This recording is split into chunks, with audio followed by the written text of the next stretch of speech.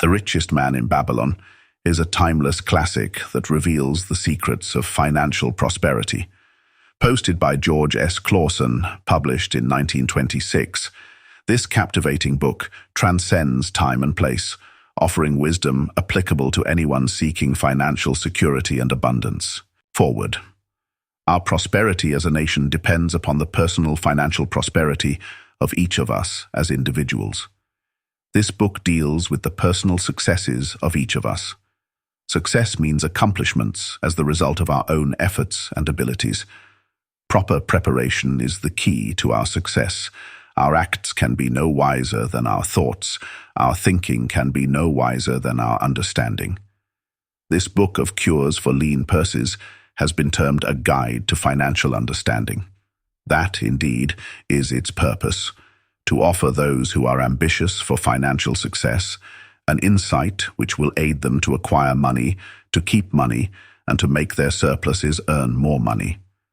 In the pages which follow, we are taken back to Babylon, the cradle in which was nurtured the basic principles of finance, now recognized and used the world over.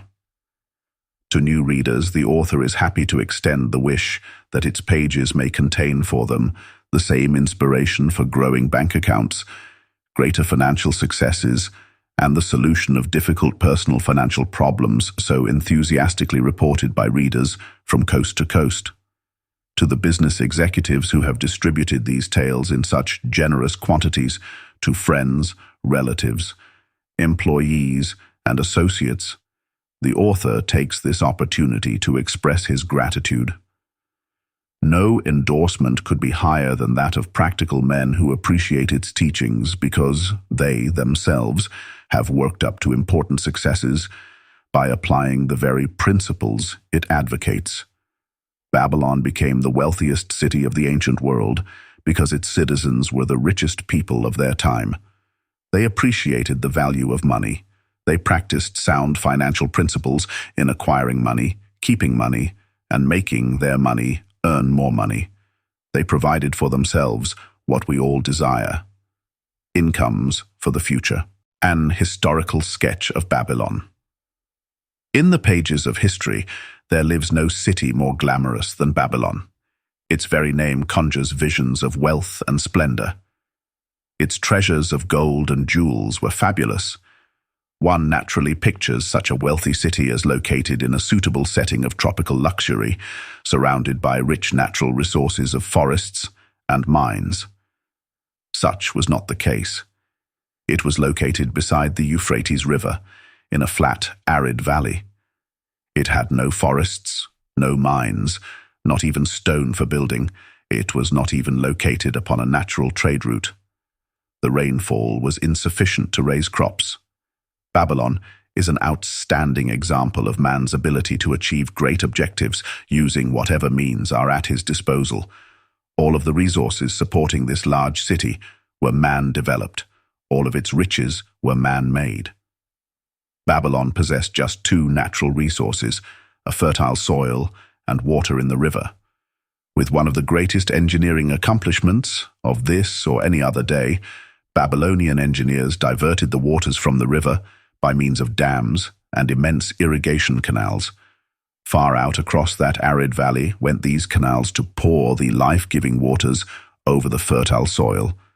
This ranks among the first engineering feats known to history. Such abundant crops as were the reward of this irrigation system the world had never seen before. Fortunately, during its long existence, Babylon was ruled by successive lines of kings to whom conquest and plunder were but incidental. While it engaged in many wars, most of these were local or defensive against ambitious conquerors from other countries who coveted the fabulous treasures of Babylon. The outstanding rulers of Babylon live in history because of their wisdom, enterprise, and justice. Babylon produced no strutting monarchs who sought to conquer the known world that all nations might pay homage to their egotism. The city for thousands of years were withdrawn. It soon became a deserted ruin. The site of the city is in Asia, about 600 miles east of the Suez Canal, just north of the Persian Gulf. The latitude is about 30 degrees above the equator, practically the same as that of Yuma, Arizona. It possessed a climate similar to that of this American city, hot and dry. Today, this valley of the Euphrates, once a populous irrigated farming district, is again a windswept arid waste. Scant grass and desert shrubs striving for existence against the wind-blown sands, Gonay, are the fertile fields, the mammoth cities, and the long caravans of rich merchandise. Nomadic bands of Arabs, securing a scant living by tending small herds, are the only inhabitants. Such it has been since about the beginning of the Christian era. Dotting this valley are earthen hills. For centuries they were considered by travelers to be nothing else. The attention of archaeologists were finally attracted to them because of broken pieces of pottery and brick washed down by the occasional rainstorms. Expeditions, financed by European and American museums, were sent here to excavate and see what could be found. Picks and shovels soon proved these hills to be ancient cities. City graves they might well be called. Babylon was one of these. Over it for something like 20 centuries, the winds had scattered the desert dust. Built originally of brick, all exposed walls had disintegrated and gone back to earth once more. Such is Babylon, the wealthy city today. A heap of dirt so long abandoned that no living person even knew its name until it was discovered by carefully removing the refuse of centuries from the streets and the fallen wreckage of its noble temples and palaces. Many scientists consider the civilization of Babylon and other cities in this valley to be the oldest of which there is a definite record. Positive dates have been proved reaching back 8,000 years. An interesting fact in this connection is the means used to determine these dates. Uncovered in the ruins of Babylon were descriptions of an eclipse of the sun. Modern astronomers readily computed the time when such an eclipse, visible in Babylon, occurred and thus established a known relationship between their calendar and our own. In this way, we have proved that 8,000 years ago, the Sumerites, who inhabited Babylonia, were living in walled cities. One can only conjecture for how many centuries previous such cities had existed. Their inhabitants were not mere barbarians living within protecting walls. They were an educated and enlightened people. So far as written history goes, they were the first engineers, the first astronomers, the first mathematicians, the first financiers, and the first people to have a written language. Mention has already been made of the irrigation systems which transformed the arid valley into an agricultural paradise. The remains of these canals can still be traced, although they are mostly filled with accumulated sand. Some of them were of such size that, when empty of water, a dozen horses could be ridden abreast along their bottoms. In size, they compare favorably with the largest canals in Colorado and Utah. In addition to irrigating the valley lands, Babylonian engineers completed another project of similar magnitude. By means of an elaborate drainage system, they reclaimed an immense area of swampland at the mouths of the Euphrates and Tigris rivers, and put this also under cultivation.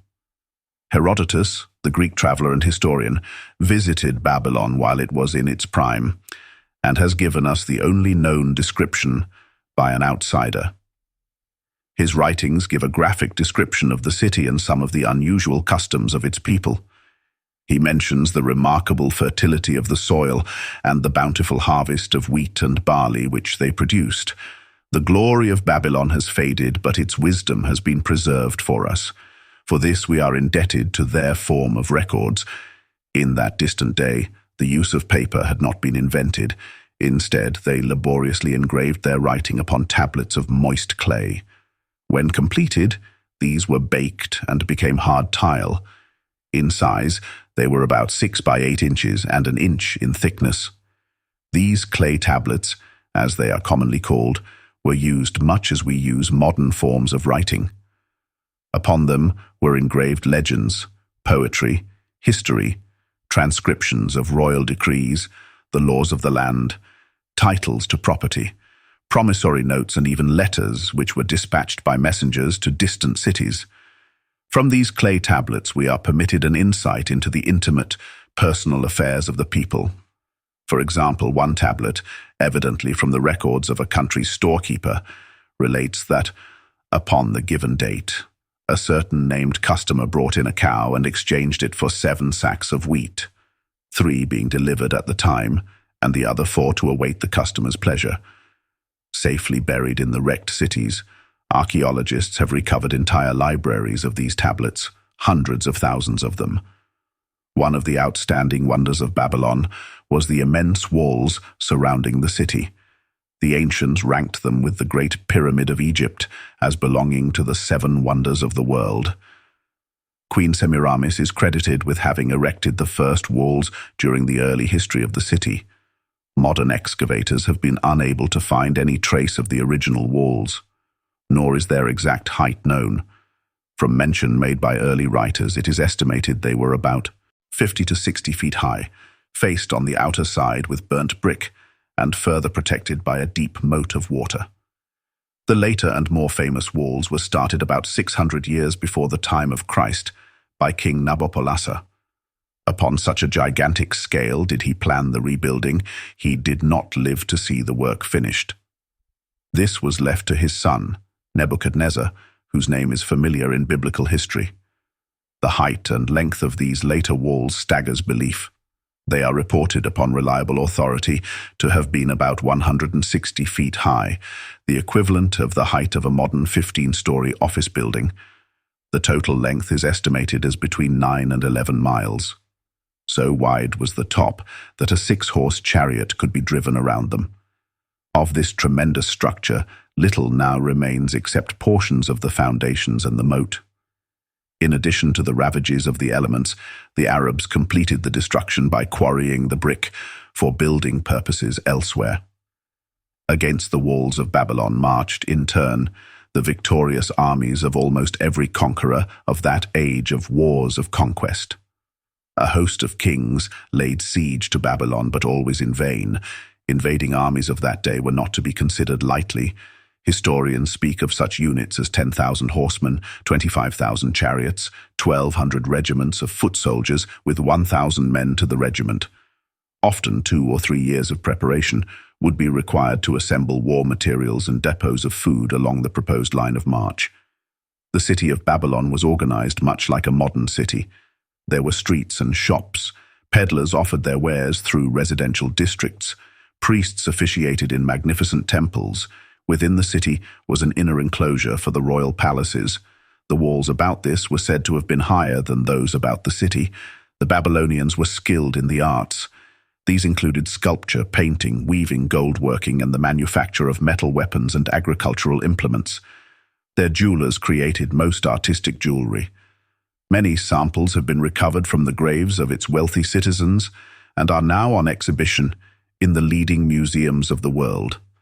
At a very early period, when the rest of the world was still hacking at trees with stone-headed axes, or hunting and fighting with flint-pointed spears and arrows, the Babylonians were using axes, spears, and arrows with metal heads. The Babylonians were clever financiers and traders. So far as we know, they were the original inventors of money as a means of exchange, of promissory notes, and written titles to property. Babylon was never entered by hostile armies until about 540 years before the birth of Christ. Even then, the walls were not captured. The story of the fall of Babylon is most unusual. Cyrus, one of the great conquerors of that period, intended to attack the city and hoped to take its impregnable walls. Advisors of Nabonidus, the king of Babylon, persuaded him to go forth to meet Cyrus and give him battle without waiting for the city to be besieged. In the succeeding defeat to the Babylonian army, it fled away from the city. Cyrus thereupon entered the open gates and took possession without resistance. Thereafter, the power and prestige of the city gradually waned until, in the course of a few hundred years, it was eventually abandoned, deserted, left for the winds and storms to level once again to that desert earth from which its grandeur had originally been built. Babylon had fallen, never to rise again, but to it civilization owes much. The eons of time have crumbled to dust the proud walls of its temples, but the wisdom of Babylon endures. Money is the medium by which earthly success is measured. Money makes possible the enjoyment of the best the earth affords. Money is plentiful for those who understand the simple laws which govern its acquisition. Money is governed today by the same laws which controlled it when prosperous men thronged the streets of Babylon 6,000 years ago. The man who desired gold, Banzir, the chariot builder of Babylon, was thoroughly discouraged. From his seat upon the low wall surrounding his property, he gazed sadly at his simple home and the open workshop in which stood a partially completed chariot. His wife frequently appeared at the open door. Her furtive glances in his direction reminded him that the meal bag was almost empty and he should be at work finishing the chariot, hammering and hewing, polishing and painting, stretching taut the leather over the wheel rims, preparing it for delivery so he could collect from his wealthy customer. Nevertheless, his fat, muscular body sat stolidly upon the wall. His slow mind was struggling patiently with a problem for which he could find no answer. The hot tropical sun, so typical of this valley of the Euphrates, beat down upon him mercilessly. Beads of perspiration formed upon his brow and trickled down unnoticed to lose themselves in tie-hairy jungle on his chest. Beyond his home towered the high terraced wall surrounding the king's palace. Nearby, cleaving the blue heavens, was the painted tower of the Temple of Bel. In the shadow of such grandeur was his simple home and many others far less neat and well cared for. Babylon was like this, a mixture of grandeur and squalor, of dazzling wealth and direst poverty, crowded together without plan or system within the protecting walls of the city. Behind him, had he cared to turn and look, the noisy chariots of the rich jostled and crowded aside the sandaled tradesmen as well as the barefooted beggars. Even the rich were forced to turn into the gutters to clear the way for the long lines of slave water carriers on the king's business, 15 each bearing a heavy goatskin of water to be poured upon the hanging gardens. Banzir was too engrossed in his own problem to hear or heed the confused hubbub of the busy city. It was the unexpected twanging of the strings from a familiar lyre that aroused him from his reverie. He turned and looked into the sensitive, smiling face of his best friend, Cobby, the musician. "May the gods bless thee with great liberality, my good friend," began Cobby, with an elaborate salute. "Yet it does appear they have already been so generous, thou needest not to labour. I rejoice with thee in thy good fortune. More, I would even share it with thee. Pray from thy purse, which must be bulging, else thou wouldst be busy in your shop, extract but 2 humble shekels, and lend them to me until after the nobleman's feast this night. Thou wilt not miss them ere they are returned." "If I did have 2 shekels," Banzir responded gloomily, "to no one could I lend them, not even to you, my best of friends, for they would be my fortune, my entire fortune. No one lends his entire fortune, not even to his best friend." "What?" exclaimed Cobby with genuine surprise. "Thou hast not 1 shekel in thy purse, yet sit like a statue upon a wall. Why not complete that chariot? How else canst thou provide for thy noble appetite? 'Tis not like thee, my friend. Where is thy endless energy? Doth something distress thee? Have the gods brought to thee troubles?" "A torment from the gods, it must be," Banzir agreed. "It began with a dream, a senseless dream in which I thought I was a man of means. From my belt hung a handsome purse, heavy with coins. There were shekels which I cast with careless freedom to the beggars.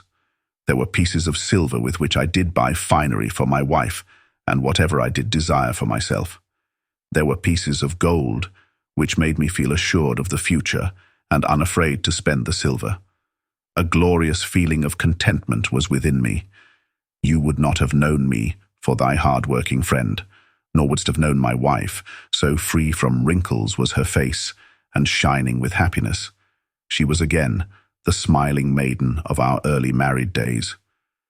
"A pleasant dream indeed," commented Cobby, "but why should such pleasant feelings as it aroused turn thee into a glum statue upon the wall?" "Why, indeed? Because when I awoke and remembered how empty was my purse, a feeling of rebellion swept over me. Let us talk it over together, for as the sailors do say, we ride in the same boat, we too. As youngsters we went together to the priests to learn wisdom, As young men, we shared each other's pleasures. As grown men, we have always been close friends. We have been contented subjects of our kind. We have been satisfied to work long hours and spend our earnings freely. We have earned much coin in the years that have passed, yet to know the joys that come from wealth, we must dream about them. Bah, are we more than dumb sheep? We live in the richest city in all the world. The travellers do say none equals it in wealth. About us is much display of wealth, but of it we ourselves have naught.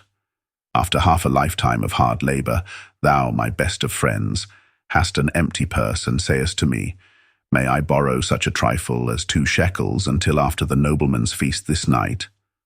Then, what do I reply?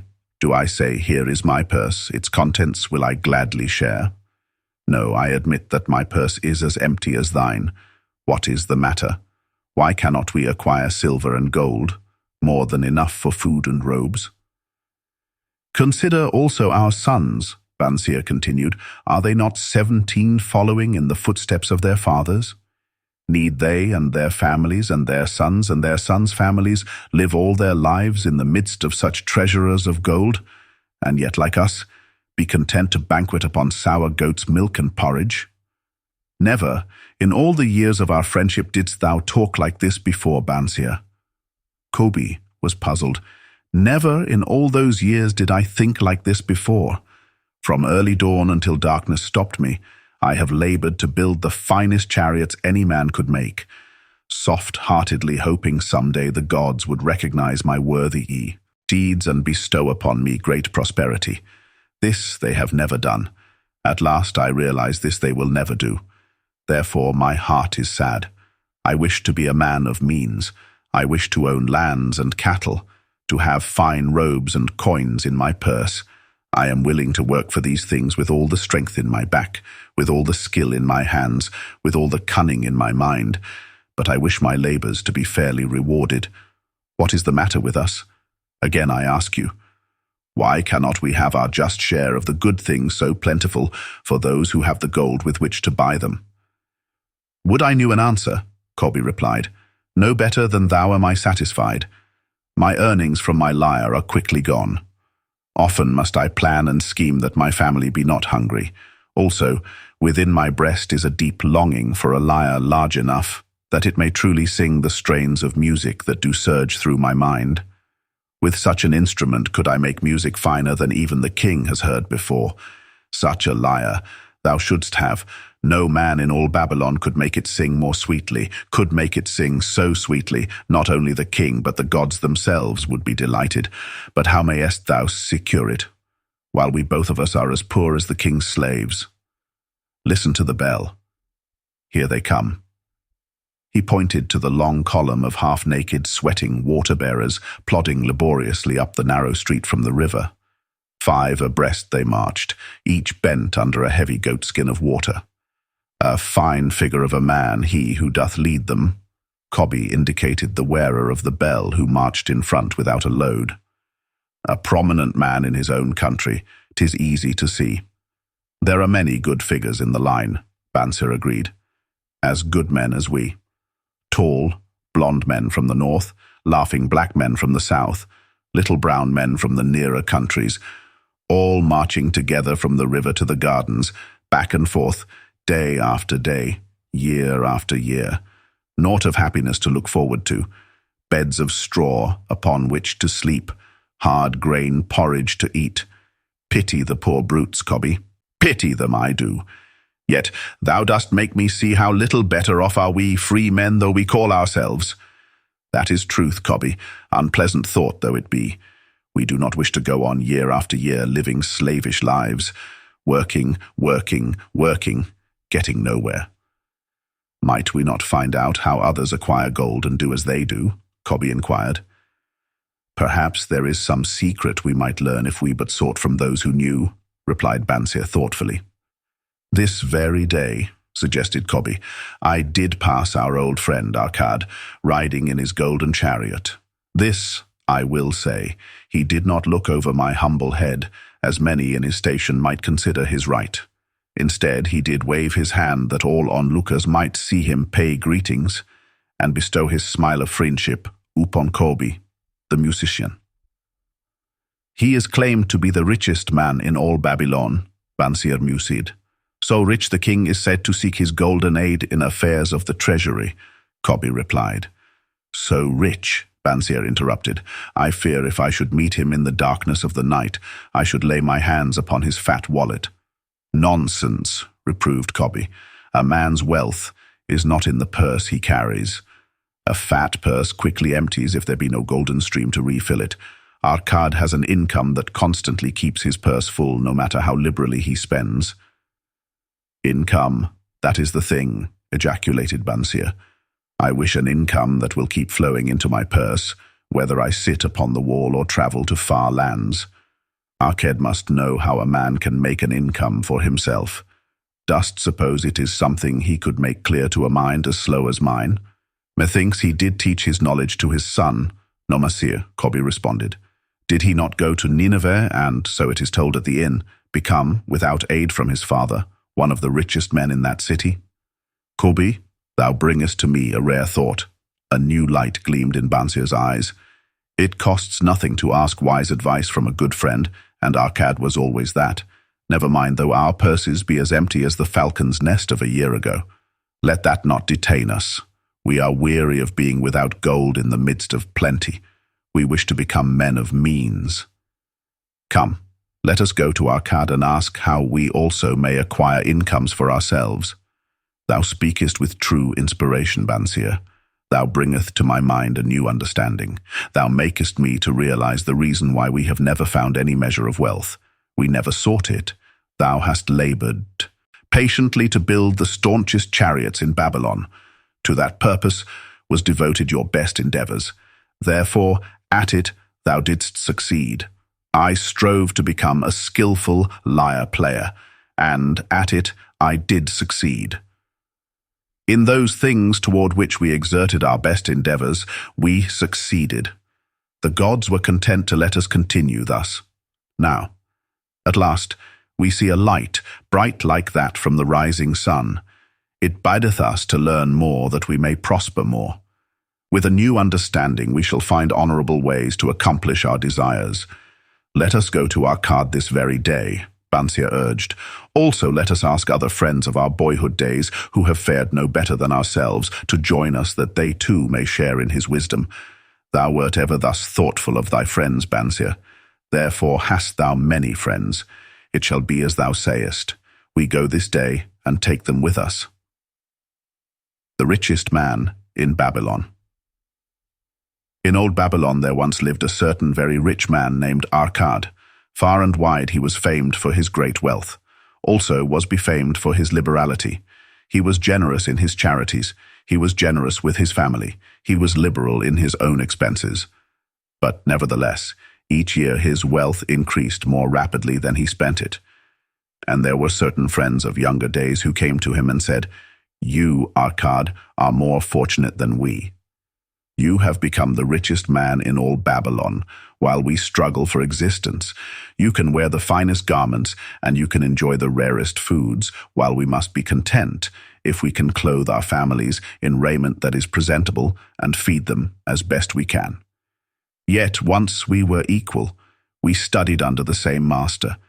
We played in the same games, and in neither the studies nor the games did you outshine us.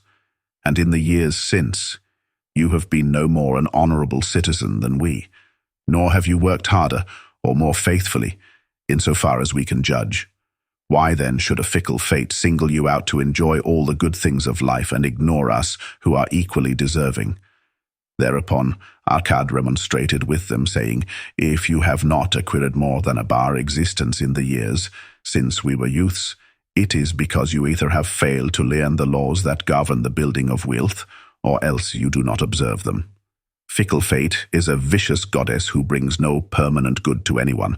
On the contrary, she brings ruin to almost every man upon whom she showers unearned gold. She makes wanton spenders, who soon dissipate all 22 they receive, and are left beset by overwhelming appetites and desires they have not the ability to gratify. Yet others whom she favors become misers and hoard their wealth, fearing to spend what they have, knowing they do not possess the ability to replace it. They further are beset by fear of robbers and doom themselves to lives of emptiness and secret misery. Others there probably are, who can take unearned gold and add to it and continue to be happy and contented citizens. But so few are they. I know of them, but by hearsay. Think you of the men who have inherited sudden wealth, and see if these things are not so. His friends admitted that of the men they knew who had inherited wealth, these words were true, and they besought him to explain to them how he had become possessed of so much prosperity.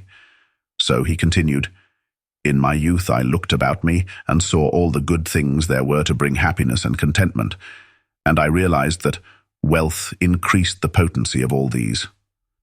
Wealth is a power. With wealth, many things are possible. One may ornament the home with the richest of furnishings. One may sail the distant seas. One may feast on the delicacies of far lands.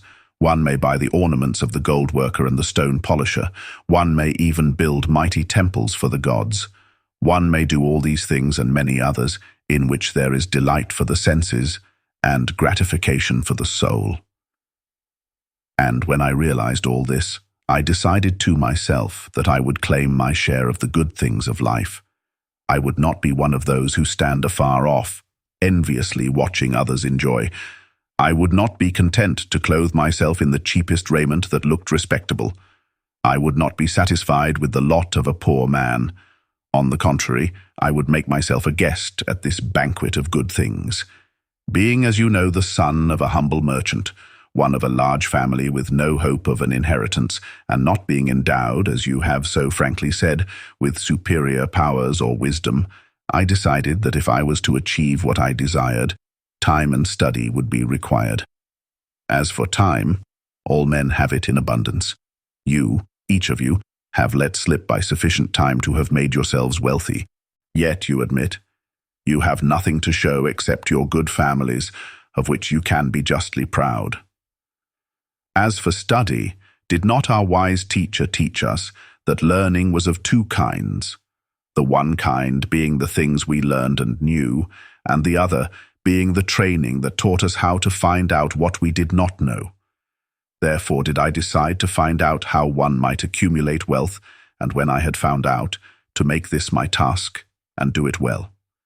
For is it not wise that we should enjoy, while we dwell in the brightness of the sunshine? For sorrows enough shall descend upon us when we depart for the darkness of the world of spirit.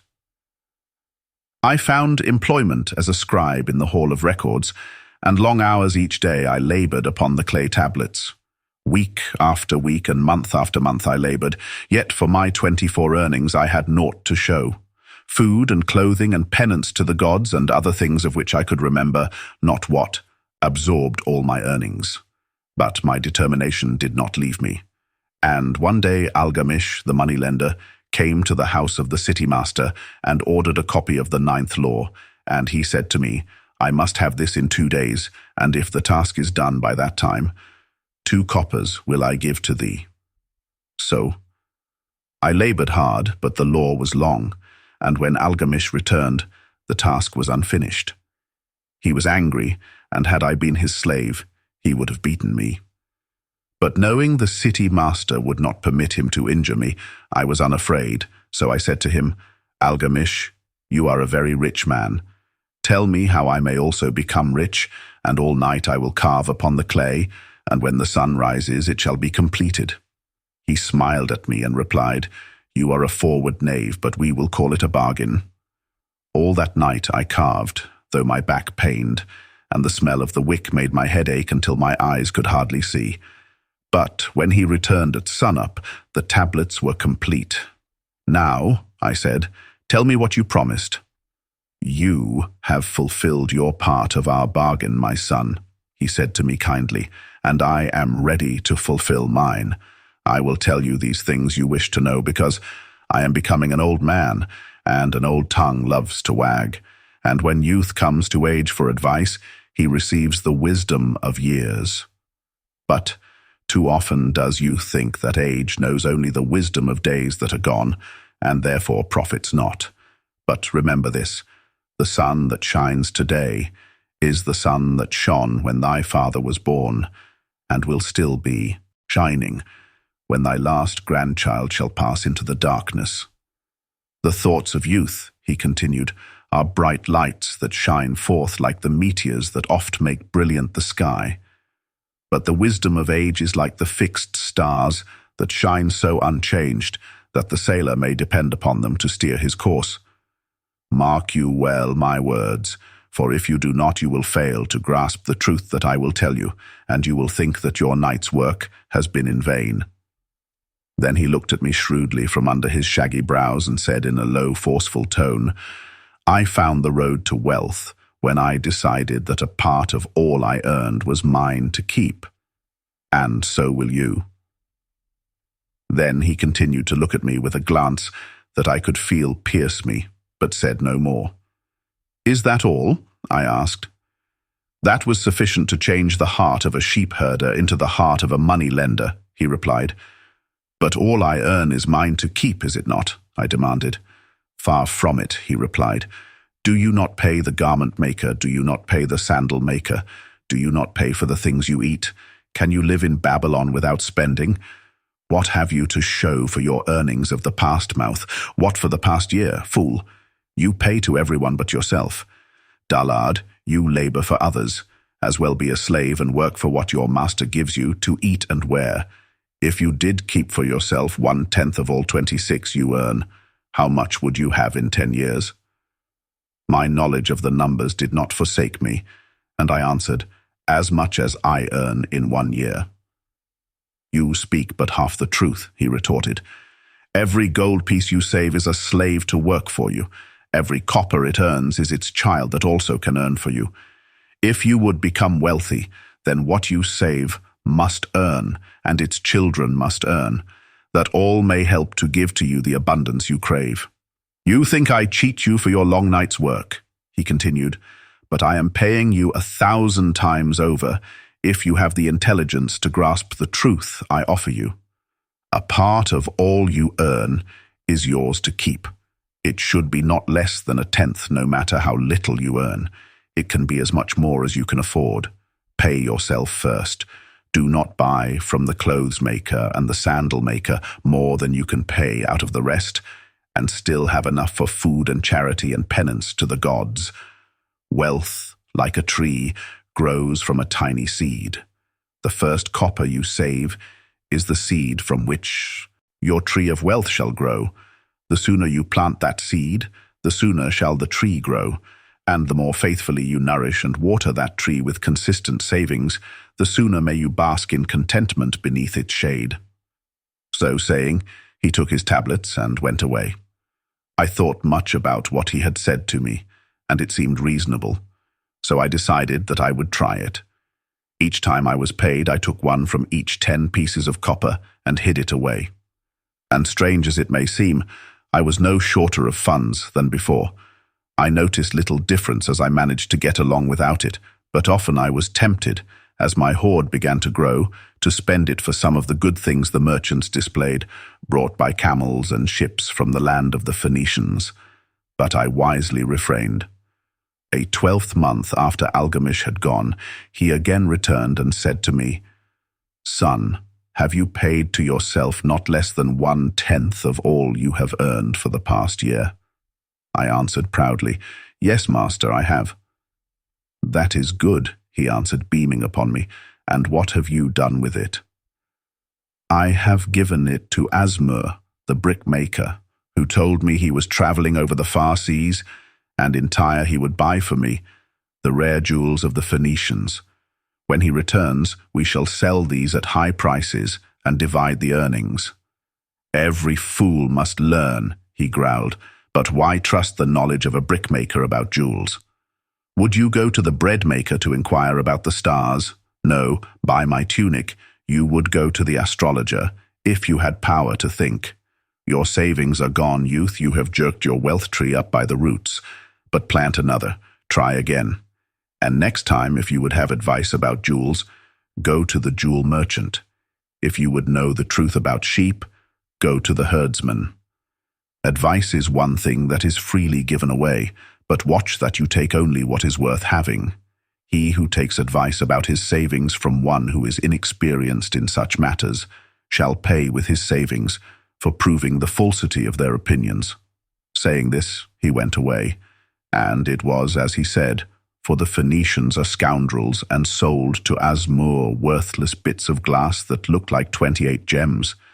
But as Algamish had bid me, I again saved each 10th copper, for I now had formed the habit, and it was no longer difficult. Again, 12 months later, Algamish came to the room of the scribes and addressed me. "What progress have you made since last I saw you?" "I have paid myself faithfully," I replied, "and my savings I have entrusted to Aga the shield maker to buy bronze, and each 4th month he does pay me the rental." "That is good. And what do you do with the rental?" "I do have a great feast with honey and fine wine and spiced cake. Also, I have bought me a scarlet tunic, and some day I shall buy me a young ass upon which to ride." To which Algamish laughed, "You do eat the children of your savings. Then how do you expect them to work for you? And how can they have children that will also work for you? First get thee an army of golden slaves, and then many a rich banquet may you enjoy without regret." So saying, he again went away, nor did I again see him for 2 years, when he once more returned, and his face was full of deep lines, and his eyes drooped, for he was becoming a very old man. And he said to me, "Arkad, hast thou yet achieved the wealth thou dreamed of?" And I answered, "Not yet all that I desire, but some I have, and it earns more, and its earnings earn more." "And do you still take the advice of brickmakers?" "About brickmaking they give good advice," I retorted. "Arkad," he continued, "you have learned your lessons well. You first learned to live upon less than you could earn. Next, you learned to seek advice from those who were competent through their own experiences to give it. And lastly, you have learned to make gold work for you. You have taught yourself how to acquire money, how to keep it, and how to use it. Therefore, you are competent for a responsible position. I am becoming an old man. My sons think only of spending and give no thought to earning. My interests are great, and I fear too much for me to look after. If you will go to Nippur and look after my lands there, I shall make you my partner, and you shall share in my estate." So I went to Nippur and took charge of his holdings, which were large. And because I was full of ambition, and because I had mastered the 3 laws of successfully handling wealth, I was enabled to increase greatly the value of his properties. So I prospered much, and when the spirit of Algamish departed for the sphere of darkness, I did share in his estate, as he had arranged under the law. So spake Arkad, and when he had finished his tale, one of his friends said, "You were indeed fortunate that Algamish made of you an heir." Fortunate only in that I had the desire to prosper before I first met him. For 4 years did I not prove my definiteness of purpose by keeping 1/10 of all earned. Would you call a fisherman lucky who for years so studied the habits of the fish that with each changing wind he could cast his nets about them? Opportunity is a haughty goddess who wastes no time with those who are unprepared. You had strong willpower to keep on after you lost your first year's savings. You are unusual in that way, spoke up another. Willpower, retorted Arkad. What nonsense! Do you think willpower gives a man the strength to lift a burden the camel cannot carry, or to draw a load the oxen cannot budge? Willpower is but the unflinching purpose to carry a task you set for yourself to fulfillment. If I set for myself a task, be it ever so trifling, I shall see it through. How else shall I have confidence in myself to do important things?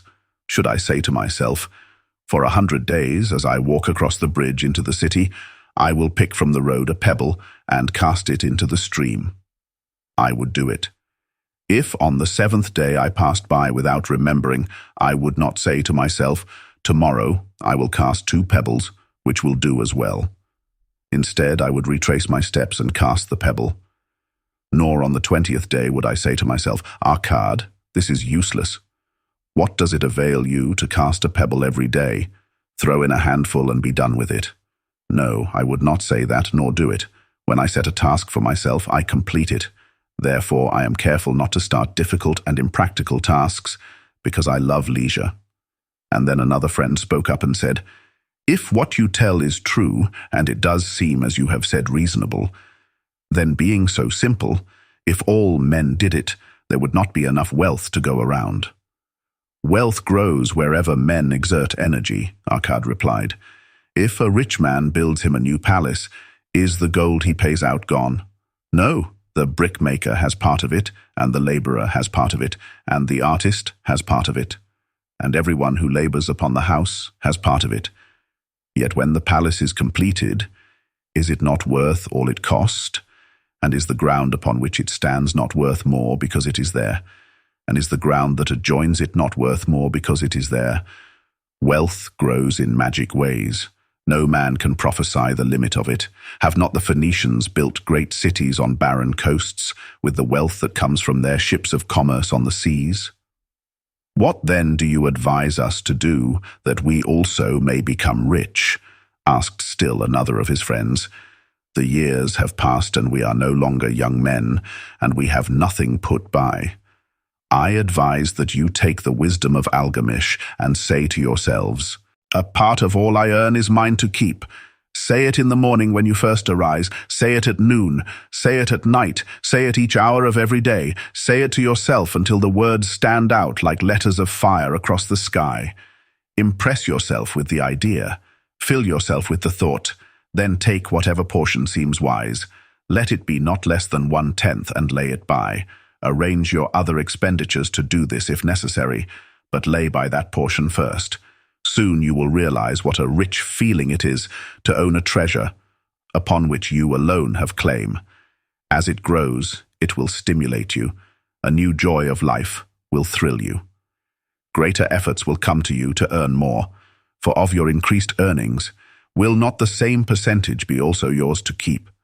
Then learn to make your treasure work for you. Make it your slave. Make its children and its children's children work for you. Ensure an income for thy future. Look thou at the aged and forget, not that in the days to come thou also will be numbered among them. Therefore invest thy treasure with greatest caution, that it be not lost. Usurious rates of return are deceitful sirens that sing but to lure the unwary upon the rocks of loss and remorse. Prove it also that thy family may not want, should the gods call thee to their realms. For such protection, it is always possible to make provision with small payments at regular intervals. Therefore the provident man delays not in expectation of a large sum becoming available for such a wise purpose. Counsel with wise men. Seek the advice of men whose daily work is handling money. Let them save you from such an error as I myself made in entrusting my money to the judgment of Asmur, the brickmaker. A small return, and a safe one, is far more desirable than risk. Enjoy life while you are here. Do not overstrain or try to save too much. If 1/10 of all you earn is as much as you can comfortably keep, be content to keep this portion. Live otherwise according to your income, and let not yourself get niggardly and afraid to spend. Life is good, and life is rich with things worthwhile and things to enjoy. His friends thanked him and went away. Some were silent because they had no imagination and could not understand. Some were sarcastic because they thought that one so rich should divide with old friends not so fortunate. But some had in their eyes a new light. They realized that Algamish had come back each time to the room of the scribes because he was watching a man work his way out of darkness into light. When that man had found the light, a place awaited him. No one could fill that place until he had for himself worked out his own understanding, until he was ready for opportunity. These latter were the ones who, in the following years, frequently revisited Arkad, who received them gladly. He counseled with them, and gave them freely of his wisdom, as men of broad experience are always glad to do, and he assisted them in so investing their savings that it would bring in a good interest with safety, and would neither be lost nor entangled in investments that paid no dividends. The turning point in these men's lives came upon that day when they realized the truth that had come from Algamish to Arkad, and from Arkad to them. A part of all you earn is yours to keep. 7 cures for a lean Percy. The glory of Babylon endures. Down through the ages its reputation comes to Urs as the richest of cities, its treasures as fabulous. Yet it was not always so. The riches of Babylon were the results of the wisdom of its people. They first had to learn how to become wealthy. When the good king, Sargon, returned to Babylon after defeating his enemies, the Elamites, he was confronted with a serious situation. The royal chancellor explained it to the king thus: "After many years of great prosperity, brought to our people because your majesty built the great irrigation canals and the mighty temples of the gods, now that these works are completed, the people seem unable to support themselves. The laborers are without employment. The merchants have few customers. The farmers are unable to sell their produce. The people have not enough gold to buy food." "But where has all the gold gone that we spent for these great improvements?" demanded the king. "It has found its way, I fear," responded the chancellor, "into the possession of a few very rich men of our city. It filtered through the fingers of most our people as quickly as the goat's milk goes through the strainer. Now that the stream of gold has ceased to flow, most of our people have nothing for their earnings." The king was thoughtful for some time. Then he asked, "Why should so few men be able to acquire all the gold?" "Because they know how," replied the chancellor. "One may not condemn a man for succeeding because he knows how. Neither may one with justice take away from a man what he has fairly earned to give to men of less ability." "But why?" demanded the king. "Should not all the people learn how to accumulate gold and therefore become themselves rich and prosperous?" "Quite possible, Your Excellency. But who can teach them? Certainly not the priests, because they know naught of money-making." "Who knows best in all our city how to become wealthy, Chancellor?" asked the king. "Thy question answers itself, Your Majesty. Who has amassed the greatest wealth in Babylon?" "Well said, my able Chancellor. It is Arkad. He is richest man in Babylon. Bring him before me on the morrow." Upon the following day, as the king had decreed, Arkad appeared before him, straight and sprightly, despite his 70 years and 10. "Arkad," spoke the king, "is it true thou art the richest man in Babylon?" "So it is reported, Your Majesty, and no man disputes it.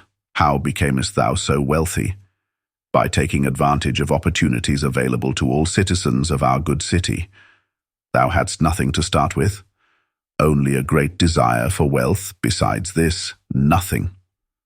"Arkad," continued the king, "our city is in a very unhappy state because a few men know how to acquire wealth and therefore monopolize it, while the mass of our citizens lack the knowledge of how to keep any part of the gold they receive. It is my desire that Babylon be the wealthiest city in the world. Therefore, it must be a city of many wealthy men. Therefore, we must teach all the people how to acquire riches. Tell me, Arkad, is there any secret to acquiring wealth? Can it be taught?" "It is practical, Your Majesty. That which one man knows can be taught to others." The king's eyes glowed. "Arkad, thou speakest the words I wish to hear. Wilt thou lend thyself to this great cause? Wilt thou teach thy knowledge to a school for teachers, each of whom shall teach others until there are enough trained to teach these truths to every worthy subject in my domain?" Arkad bowed and said, "I am thy humble servant to command. Whatever knowledge I possess will I gladly give for the betterment of my fellow men and the glory of my king. Let your good chancellor arrange for me a class of 100 men, and I will teach to them those 7 cures which did fatten my purse, than which there was none leaner in all Babylon." A fortnight later, in compliance with the king's command, the chosen 100 assembled in the great hall of the Temple of Learning, seated upon colorful rings in a semicircle. Arkad sat beside a small tabouret upon which smoked a sacred lamp, sending forth a strange and pleasing odor.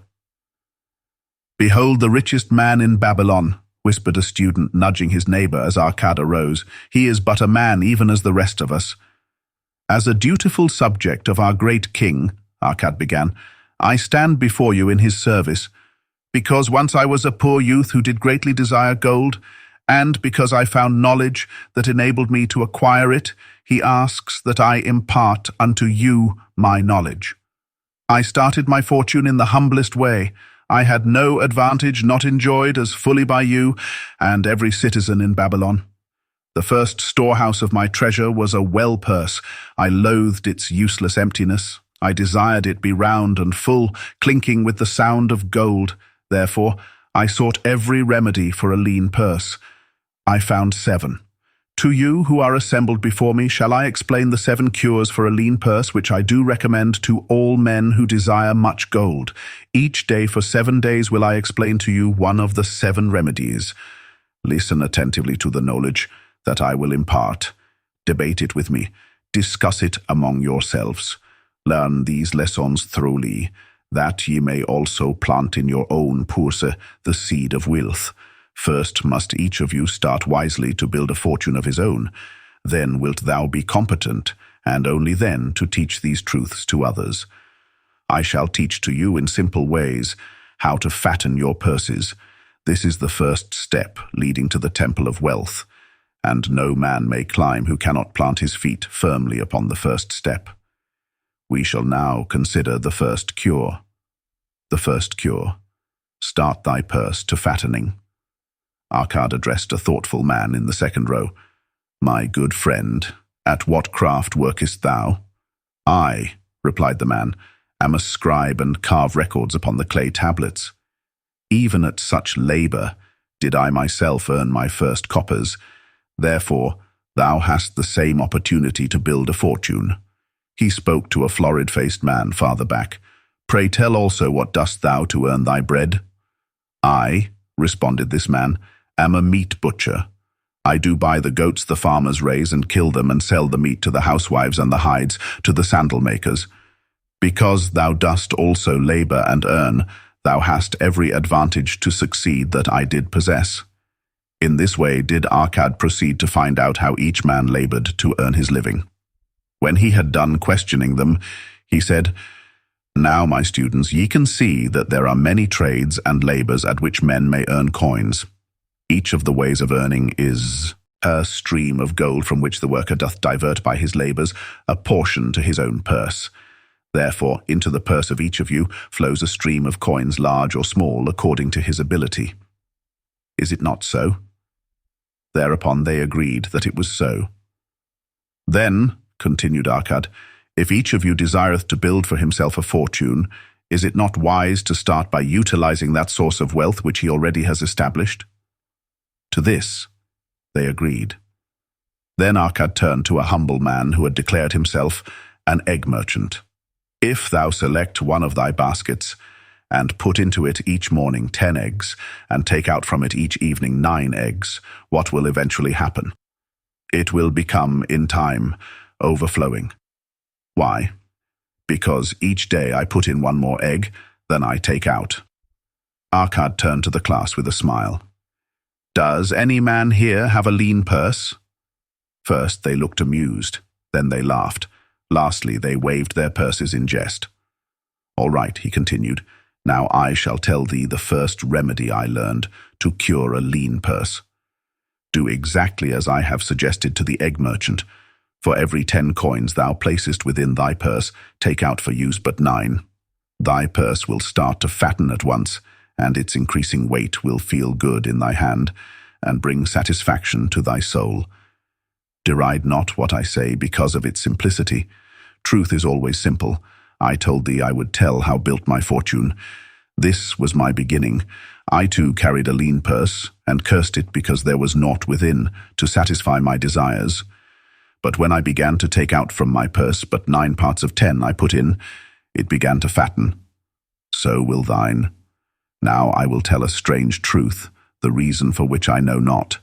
When I ceased to pay out more than 9/10 of my earnings, I managed to get along just as well. I was not shorter than before. Also, ere long, Did coins come to me more easily than before? Surely it is a law of the gods that unto him who keepeth and spendeth not a certain part of all his earnings shall gold come more easily. Likewise him whose purse is empty does gold avoid. Which desirest thou the most? Is it the gratification of thy desires of each day, a jewel, a bit of finery, better raiment, more food, things quickly gone and forgotten? Or is it substantial belongings, gold, lands, herds, merchandise, income-bringing investments? The coins thou takest from thy purse bring the first. The coins thou leavest within it will bring the latter. This, my students, was the first cure I did discover for my lean purse. For each 10 coins I put in to spend but 9. Debate this amongst yourselves. If any man proves it untrue, tell me upon the morrow when we shall meet again. The second cure. Control thy expenditures. Some of your members, my students, have asked me this. How can a man keep 1/10 of all he earns in his purse when all the coins he earns are not enough for his necessary expenses? So did Arkad address his students upon the second day. Yesterday, how many of thee carried lean purses? All of us, answered the class. Yet thou do not all earn the same. Some earn much more than others. Some have much larger families to support. Yet all purses were equally lean. Now I will tell thee an unusual truth about men and sons of men. It is this, that what each of us calls our necessary expenses will always grow to equal our incomes, unless we protest to the contrary. Confuse not the necessary expenses with thy desires. Each of you, together with your good families, have more desires than your earnings can gratify. Therefore are thy earnings spent to gratify these desires, in so far as they will go. Still thou retainest many ungratified desires. All men are burdened with more desires than they can gratify. Because of my wealth, thinkest thou I may gratify every desire? 'Tis a false idea. There are limits to my time. There are limits to my strength. There are limits to the distance I may travel. There are limits to what I may eat. There are limits to the zest with which I may enjoy. I say to you that just as weeds grow in a field wherever the farmer leaves space for their roots, even so freely do desires grow in men whenever there is a possibility of their being gratified. Thy desires are a multitude, and those that thou mayest gratify are but few. Study thoughtfully thy accustomed habits of living. Herein may be most often found certain accepted expenses that may wisely be reduced or eliminated. Let thy motto be 100% of appreciated value demanded for each coin spent. Therefore engrave upon the clay each thing for which thou desireth to spend. Select those that are necessary and others that are possible through the expenditure of 9/10 of thy income. Cross out the rest and consider them but a part of that great multitude of desires that must go unsatisfied, and regret them not. Budget then thy necessary expenses. Touch not the 1/10 that is fattening thy purse. Let this be thy great desire that is being fulfilled. Keep working with thy budget. Keep adjusting it to help thee. Make it thy first assistant in defending thy fattening purse. Hereupon one of the students, wearing a robe of red and gold, arose and said, I am a free man. I believe that it is my right to enjoy the good things of life. Therefore do I rebel against the slavery of a budget, which determines just how much I may spend and for what. I feel it would take much pleasure from my life and make me little more than a pack-ass to carry a burden. To him Arkad replied, Who, my friend, would determine thy budget? I would make it for myself, responded the protesting one. In that case, were a pack-ass to budget, his burden would he include therein jewels and rugs and heavy bars of gold? Not so. He would include hay and grain and a bag of water for the desert trail. The purpose of a budget is to help thy purse to fatten. It is to assist thee to have thy necessities, and, insofar as attainable, thy other desires. It is to enable thee to realize thy most cherished desires by defending them from thy casual wishes. Like a bright light in a dark cave, thy budget shows up the leaks from thy purse, and enables thee to stop them and control thy expenditures for definite and gratifying purposes. This, then, is the second cure for a lean Percy. Budget thy 43 expenses, that thou mayst have coins to pay for thy necessities, to pay for thy enjoyments, and to gratify thy worthwhile desires without spending more than 9/10 of thy earnings.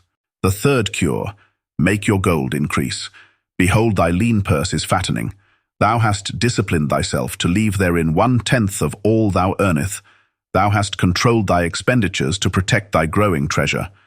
Next, we will consider means to put thy treasure to labor and to increase. Gold in a purse is gratifying to own and satisfieth a miserly soul, but earns nothing. The gold we may retain from our earnings is but the start. The earnings it will make shall build our fortunes. So spoke Arkad upon the third day to his class. How, therefore, may we put our gold to work? My first investment was unfortunate, for I lost all. Its tale I will relate later. My first profitable investment was a loan I made to a man named Arkad, a shield maker. Once each year did he buy large shipments of bronze brought from across the sea to use in his trade. Lacking sufficient capital to pay the merchants, he would borrow from those who had extra coins. He was an honorable man. His borrowing he would repay together with a liberal rental as he sold his shields. Each time I loaned to him, I loaned back also the rental he had paid to me. Therefore, not only did my capital increase, but its earnings likewise increased. Most gratifying was it to have these sums returned to my purse. I tell you, my students, a man's wealth is not in the coins he carries in his purse. It is the income he buildeth, the golden stream that continually floweth into his purse, and keepeth it always bulging. That is what every man desireth. That is what thou, each one of thee, desireth. An income that continueth to come whether thou work or travel. Great income I have acquired, so great that I am called a very rich man. My loans to Arkad were my first training in profitable investment. Gaining wisdom from this experience, I extended my loans and investments as my capital increased. From a few sources at first, from many sources later, flowed into my purse a golden stream of wealth available for such wise uses as I should decide. Behold, from my humble earnings, I had begotten a horde of golden slaves, each laboring and earning more gold. As they labored for me, so their children also labored, and their children's children, until great was the income from their combined efforts. The farmer asked, because this sum he had set aside as belonging to his son, that the rental be add to the principal. When the boy had reached the age of 20 years, the farmer again went to the money lender to inquire about the silver. The money lender explained that because this sum had been increased by compound interest, the original 10 pieces of silver had now grown to 30½ pieces. The farmer was well pleased, and because the son did not need the coins, he left them with the money lender. When the son became 50 years of age, the father meantime having passed to the other world, the money lender paid the son in settlement 167 pieces of silver. Thus, in 50 years had the investment multiplied itself at rental almost 17 times. This, then, is the third cure for a lean purse, to put each coin to laboring that it may reproduce its kind, even as the flocks of the field, and help bring to the income a stream of wealth that shall flow constantly into thy purse. The fourth cure, guard thy treasures from loss. Misfortune loves a shining mark. Gold in a man's purse must be guarded with firmness, else it be lost. Thus it is wise that we must first secure small amounts, and learn to protect them before the gods entrust us with larger. So spoke Arkad upon the fourth day to his class. Every owner of gold is tempted by opportunities whereby it would seem that he could make large sums by its investment in most plausible projects. Often friends and relatives are eagerly entering such investment and urge him to follow. The first sound principle of investment is security for thy principal. Is it wise to be intrigued by larger earnings when thy principal may be lost? I say not. The penalty of risk is probable loss. Study carefully, before parting with thy treasure, each assurance that it may be safely reclaimed. Be not misled by thine own romantic desires to make wealth rapidly. Before thou loan it to any man, assure thyself of his ability to repay and his reputation for doing so, that thou mayest not unwittingly be making him a present of thy hard-earned treasure. Before thou entrust it as an investment in any field, acquaint thyself with the dangers which may beset it. My own first investment was a tragedy to me at the time. The guarded savings of a year I did entrust to a brickmaker named Asmur, who was travelling over the far seas and in Tyre, agreed to buy for me the rare jewels of the Phoenicians. These we would sell upon his return and divide the profits. The Phoenicians were scoundrels and sold him bits of glass. My treasure was lost. Today, my training would show to me at once the folly of entrusting a brickmaker to buy jewels. Therefore, do I advise thee from the wisdom of my experiences, be not too confident of thine own wisdom in entrusting thy treasures to the possible pitfalls of investments. Better by far to consult the wisdom of those experienced in handling money for profit. Such advice is freely given for the asking, and may readily possess a value equal in gold to the sum thou considerest investing.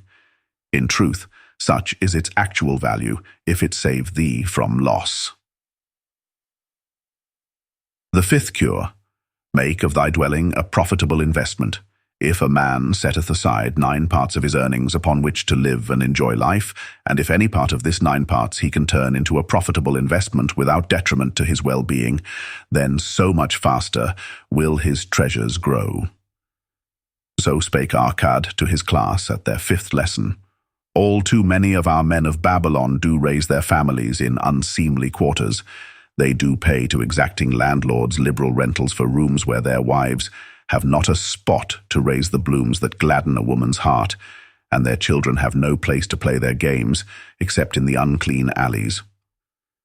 No man's family can fully enjoy life unless they do have a plot of ground wherein children can play in the clean earth, and where the wife may raise not only blossoms but good rich herbs to feed her family. To a man's heart it brings gladness to eat the figs from his own trees and the grapes of his own vines. To own his own domicile and to have it a place he is proud to care for putteth confidence in his heart and greater effort behind all his endeavours. Therefore do I recommend that every man own the roof that sheltereth him and his, nor is it beyond the ability of any well-intentioned man to own his home. Hath not our great king so widely extended the walls of Babylon, that within them much land is now 48 unused, and may be purchased at sums most reasonable? Also I say to you, my students, that the money lenders gladly consider the desires of men who seek homes and land for their families. Readily may thou borrow to pay the brickmaker and the builder for such commendable purposes, if thou can show a reasonable portion of the necessary sum which thou thyself hath provided for the purpose. Then, when the house be built, thou canst pay the money-lender with the same regularity as thou didst pay the landlord. Because each payment will reduce thy indebtedness to the money-lender, a few years will satisfy his loan. The 6th cure: ensure a future income. The life of every man proceedeth from his childhood to his old age. This is the path of life, and no man may deviate from it unless the gods call him prematurely to the world beyond. Therefore do I say that it behooves a man to make preparation for a suitable income in the days to come, when he is no longer young, and to make preparations for his family, should he be no longer with them, to comfort and support them. This lesson shall instruct thee in providing a full purse when time has made thee less able to learn. So Arkad addressed his class upon the 6th day. The man who, because of his understanding of the laws of wealth, acquireth a growing surplus, should give thought to those future days. He should plan certain investments or provision that may endure safely for many years, yet will be available when the time arrives which he has so wisely anticipated. There are diverse ways by which a man may provide with safety for his future. He may provide a hiding place and there bury a secret treasure, yet no matter with what skill it be hidden, it may nevertheless become the loot of thieves. For this reason, I recommend not this plan. A man may buy houses or lands for this purpose, if wisely chosen as to their usefulness and for his purpose. A man may loan a small sum to the moneylender and increase it at regular periods. The rental which the moneylender adds to this will largely add to its increase. I do know a sandal maker named Ansan, who explained to me not long ago that each week for 8 years he had deposited with his moneylender 2 pieces of silver. The moneylender had but recently given him an accounting over which he greatly rejoiced.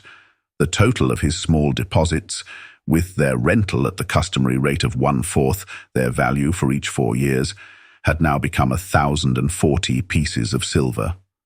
I did gladly encourage him further by demonstrating to him, with my knowledge of the numbers, that in 12 years more, if he would keep his regular deposits of but 2 pieces of silver each week, the moneylender would then owe him 4,000 pieces of silver, a worthy competence for the rest of his life. Surely, when such a small payment made with regularity doth produce such profitable results, no man can afford not to insure a treasure for his old age and the protection of his family, no matter how prosperous his business and his investments may be. I would that I might say more about this. In my mind rests a belief that someday wise thinking men will devise a plan to insure against death, whereby many men pay in but a trifling sum regularly, the aggregate making a handsome sum for the family of each member who passeth to the beyond. This do I see as something desirable and which I could highly recommend. But today it is not possible because it must reach beyond the life of any man or any partnership to operate. It must be as stable as the king's throne. Someday do I feel that such a plan shall come to pass and be a great blessing to many men, because even the first small payment will make available a snug fortune for the family of a member, should he pass on. The 7th cure: increase thy ability to earn. This day do I speak to thee, my students, of one of the most vital remedies for a lean purse. Yet I will talk not of gold, but of yourselves, of the men beneath the robes of many colors who do sit before me. I will talk to you of those things within the minds and lives of men which do work for or against their success. So did Arkad address his class upon the 7th day. Not long ago came to me a young man seeking to borrow. When I questioned him the cause of his necessity, he complained that his earnings were insufficient to pay his expenses. Thereupon I explained to him, this being the case, he was a poor customer for the money lender, as he possessed no surplus earning capacity to repay the loan. What you need, young man, I told him, is to earn more coins. What dost thou to increase thy capacity to earn? All that I can do, he replied. 6 times within 2 moons have I approached my master to request my pay be increased, but without success. No man can go oftener than that. We may smile at his simplicity, yet he did possess one of the vital requirements to increase his earnings. Within him was a strong desire to earn more, a proper and commendable desire. Preceding accomplishment must be desire. Thy desires must be strong and definite. General desires are but weak longings. For a man to wish to be rich is of little purpose.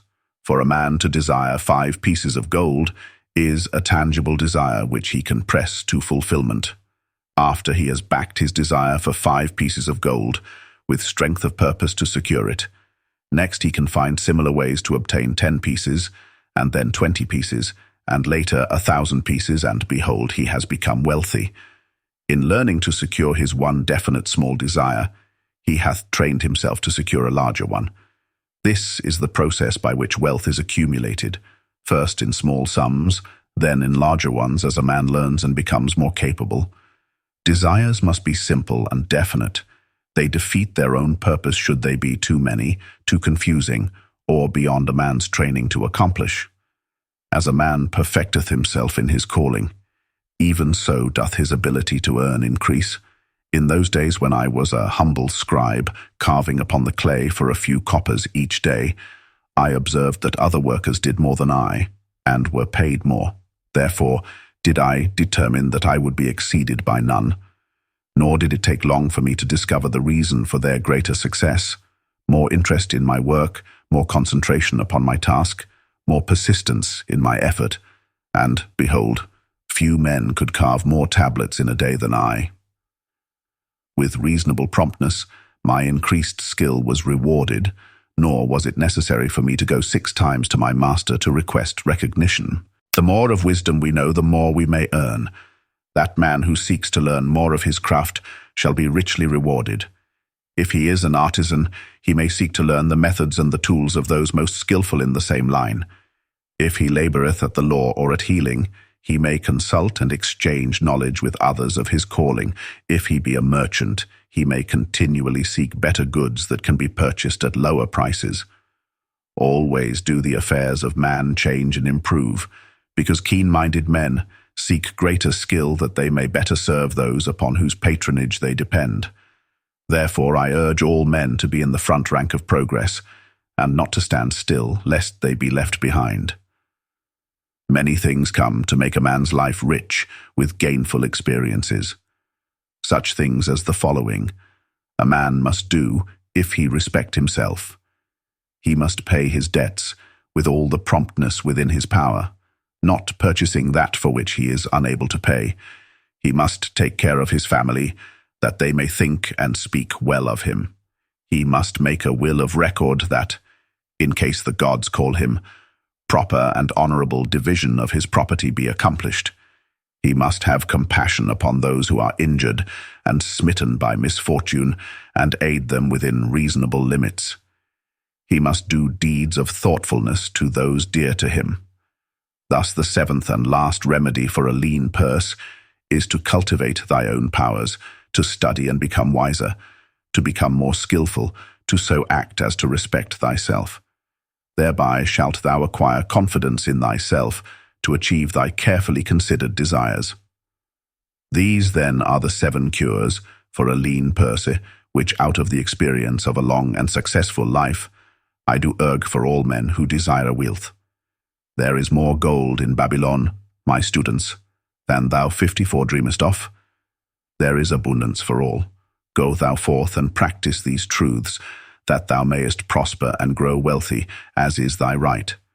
Go thou forth and teach these truths, that every honourable subject of his majesty may also share liberally in the ample wealth of our beloved city. Meet the goddess of good luck.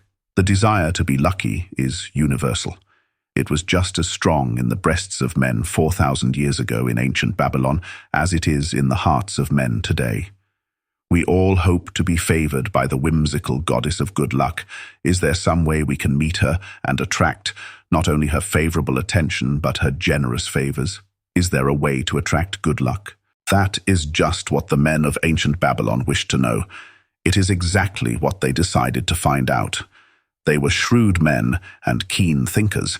That explains why their city became the richest and most powerful city of their time. In that distant past, they had no schools or colleges. Nevertheless, they had a centre of learning, and a very practical one it was. Among the towered buildings in Babylon was one that ranked in importance with the palace of the king, the hanging gardens, and the temples of the gods. You will find scant mention of it in the history books, more likely no mention at all, yet it exerted a powerful influence upon the thought of that time. This building was the temple of learning, where the wisdom of the past was expounded by voluntary teachers, and where subjects of popular interest were discussed in open forums. Within its walls, all men met as equals. The humblest of slaves could dispute with impunity the opinions of a prince of the royal house. Among the many who frequented the Temple of Learning was a wise rich man named Arkad, called the richest man in Babylon. He had his own special hall, where almost any evening a large group of men, some old, some very young, but mostly middle-aged, gathered to discuss and argue interesting subjects. Suppose we listen in to see whether they knew how to attract good luck. The sun had just set like a great red ball of fire, shining through the haze of desert dust, when Arkad strolled to his accustomed platform. Already full 80 men were awaiting his arrival, reclining on their small rugs spread upon the floor. More were still arriving. "What shall we discuss this night?" Arkad inquired. After a brief hesitation, a tall cloth weaver addressed him, arising as was the custom. "I have a subject I would like to hear discussed, yet hesitate to offer, lest it seem ridiculous to you, Arkad, and my good friends here." Upon being urged to offer it, both by Arkad and by calls from the others, he continued, "This day I have been lucky, for I have found a purse in which there are pieces of gold. To continue to be lucky is my great desire. Feeling that all men share with me this desire, I do suggest we debate how to attract good luck, that we may discover ways it can be enticed to one." "A most interesting subject has been offered," Arkad commented. "One most worthy of our discussion. To some men, good luck bespeaks but a chance happening that, like an accident, may befall one without purpose or reason. Others do believe that the instigator of all good fortune is our most bounteous goddess, Ashtar, ever anxious to reward with generous gifts those who please her. Speak up, my friends. What say you? Shall we seek to find, if there be means by which good luck may be enticed to visit each and all of us?" "Yea, yea, and much of it," responded the growing group of eager listeners. Thereupon Arkad continued, "To start our discussion, let us first hear from those among us who have enjoyed experiences similar to that of the cloth weaver, in finding or receiving, without effort upon their part, valuable treasures or jewels." There was a pause in which all looked about expecting someone to reply, but no one did. "What, no one?" Arkad said. "Then rare indeed must be this kind of good luck. Who now will offer a suggestion as to where we shall continue our search?" "That I will do," spoke a well-robed young man, arising. "When a man speaketh of luck, is it not natural that his thoughts turn to the gaining tables? Is it not there we find many men courting the favor of the goddess in hope she will bless them with rich winnings?" As he resumed his seat, a voice called, "Do not stop. Continue thy story. Tell us, didst thou find favor with the goddess at the gaming tables?" "The son of my father's friend devised a plan to purchase this land, build 3 large water wheels that could be operated by oxen and thereby raise the life-giving waters to the fertile soil. This accomplished, he planned to divide into small tracts and sell to the residents of the city for herb patches. The son of my father's friend did not possess sufficient 62 gold to complete such an undertaking. Like myself, he was a young man earning a fair sum. His father, like mine, was a man of large family and small means. He, therefore, decided to interest a group of men to enter the enterprise with him. The group was to comprise 12, each of whom must be a money earner and agree to pay 1/10 of his earnings into the enterprise until the land was made ready for sale. All would then share justly in the profits in proportion to their investment. "Thou, my son," bespoke my father unto me, "art now in thy young manhood.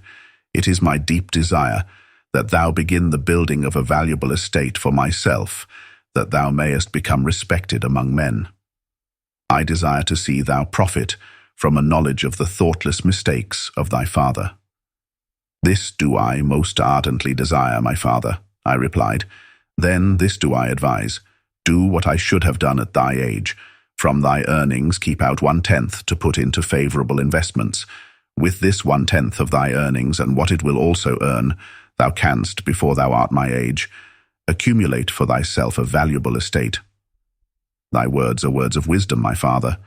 Greatly do I desire riches. Yet there are many uses to which my earnings are called. Therefore, do I hesitate to do as thou dost advise? I am young, there is plenty of time. So I thought at thy age, yet behold, many years have passed, and I have not yet made the beginning. We live in a different age, my father. I shall avoid thy mistakes. Opportunity stands before thee, my son. It is offering a chance that may lead to wealth. I beg of thee, do not delay. Go upon the morrow to the son of my friend and bargain with him to pay 10% of thy earnings into this investment. Go promptly upon the morrow. Opportunity waits for no man. Today it is here. Soon it is gone. Therefore, delay not. In spite of the advice of my father, I did hesitate. There were beautiful new robes just brought by the tradesmen from the East, robes of such richness and beauty my good wife and I felt we must each possess one. Should I agree to pay 1/10 of my earnings into the enterprise, we must deprive ourselves of these and other pleasures we dearly desired. I delayed making a decision until it was too late, much to my subsequent regret. The enterprise did prove to be more profitable than any man had prophesied. This is my tale, showing how I did permit good luck to escape. In this tale, we see how good luck waits to come to that man who accepts opportunity, commented a swarthy man of the desert. To the building of an estate, there must always be the beginning. That start may be a few pieces of gold or silver, which a man diverts from his earnings to his first investment. I, myself, am the owner of many herds. The start of my herds I did begin when I was a mere boy, and did purchase with 1 piece of silver a young calf. This, being the beginning of my wealth, was of great importance to me. To take his first start to building an estate is as good luck as can come to any man. With all men, that first step, which changes them from men who earn from their own labor to men who draw dividends from the earnings of their gold, is important. Some, fortunately, take it when young and thereby outstrip in financial success those who do take it later, or those unfortunate men, like the father of this merchant, who never take it. Had our friend, the merchant, taken this step in his early manhood, when this opportunity came to him, this day he would be blessed with much more of this world's goods. Should the good luck of our friend, the cloth weaver, cause him to take such a step at this time, it will indeed be but the beginning of much greater good fortune. Thank you. I like to speak also. A stranger from another country arose. I am a Syrian. Not so well do I speak your tongue. I wish to call this friend, the merchant, a name. Maybe you think it not polite, this name, yet I wish to call him that. But alas, I not know your word for it. If I do call it in Syrian, you will not understand. Therefore, please, some good gentleman, tell me that right name you call man, who puts off doing those things that mighty good for him. That's him, shouted the Syrian, waving his hands excitedly. He accepts not opportunity when she comes. He waits. He says, I have much business right now. By and by, I talk to you. Opportunity, she will not wait for such slow fellow. She thinks, if a man desires to be lucky, he will step quick. Any man not step quick when opportunity comes. He big procrastinator like our friend, this merchant. Returning to the city one evening, after a disheartening 10 days' journey in search of camels, I was much angered to find the gates of the city closed and locked. While my slaves spread our tent for the night, which we looked to spend with little food and no eye-water, I was approached by an elderly farmer who, like ourselves, found himself locked outside. Honored sir, he addressed me, from thy appearance, I do judge thee to be a buyer. If this be so, much would I like to sell to thee the most excellent flock of sheep just driven up. Alas, my good wife lies very sick with the fever. I must return with all haste. Buy thou my sheep, that I and my slaves may mount our camels and travel back without delay. So dark it was that I could not see his flock, but from the bleating I did know it must be large. Having wasted 10 days searching for camels I could not find, I was glad to bargain with him. In his anxiety, he did set a most reasonable price. I accepted, well knowing my slaves could drive the flock through the city gates in the morning and sell at a substantial profit.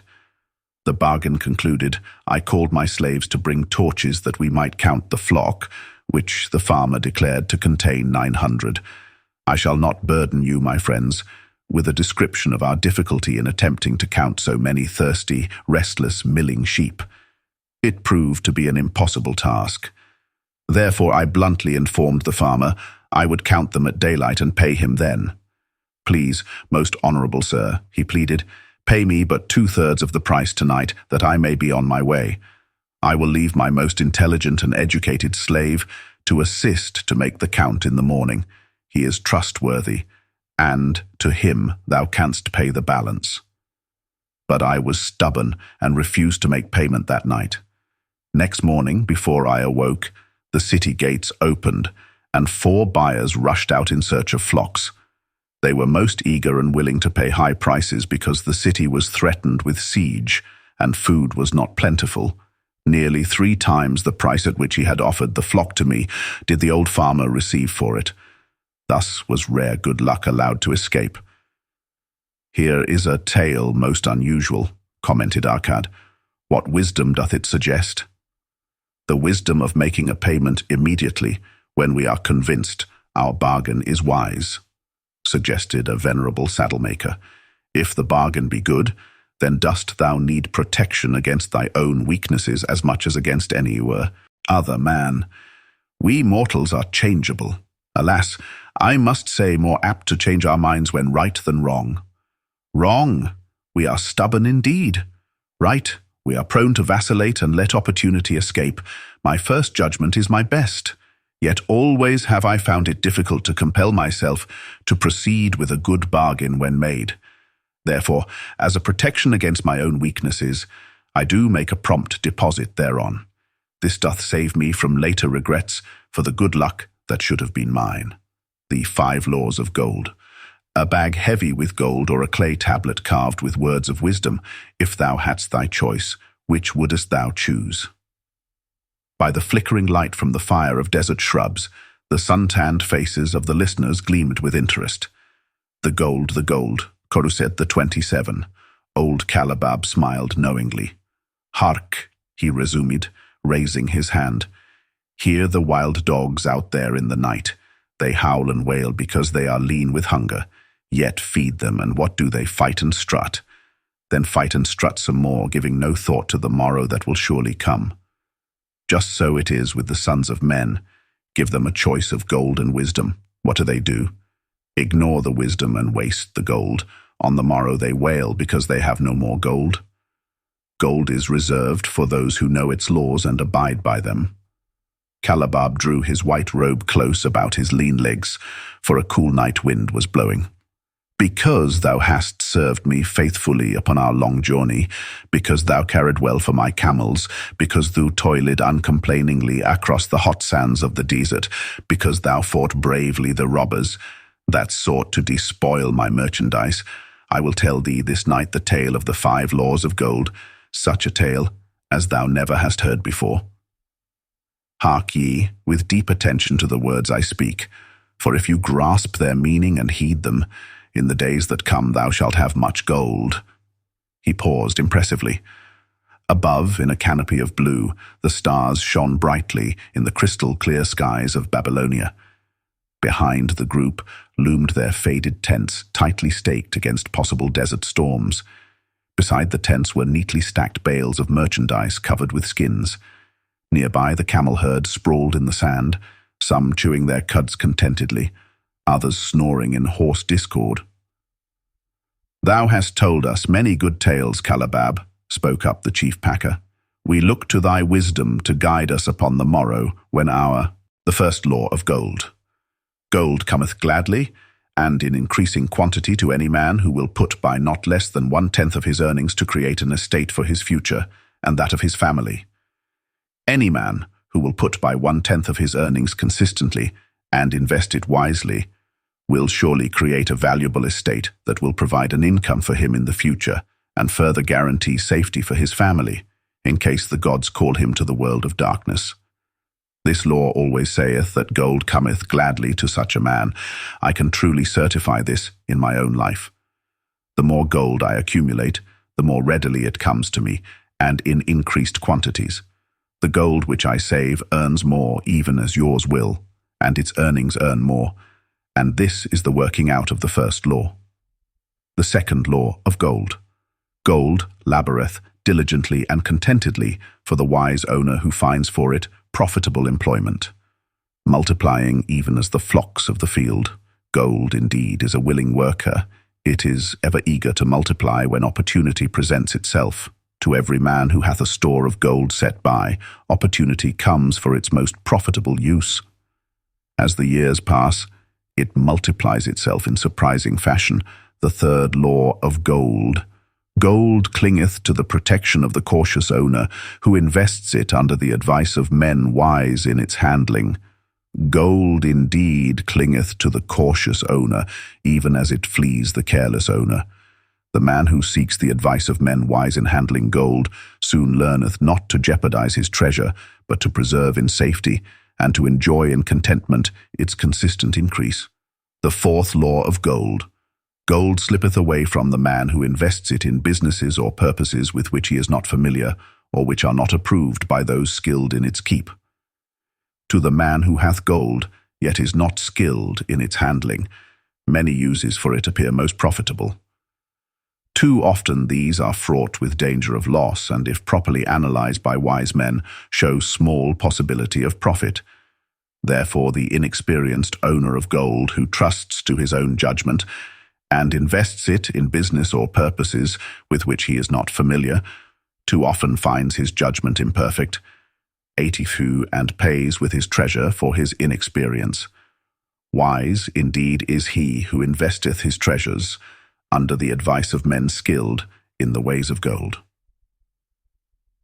The fifth law of gold flees, the man who would force it to impossible earnings, or who followeth the alluring advice of tricksters and schemers, or who trusts it to his own inexperience and romantic desires in investment.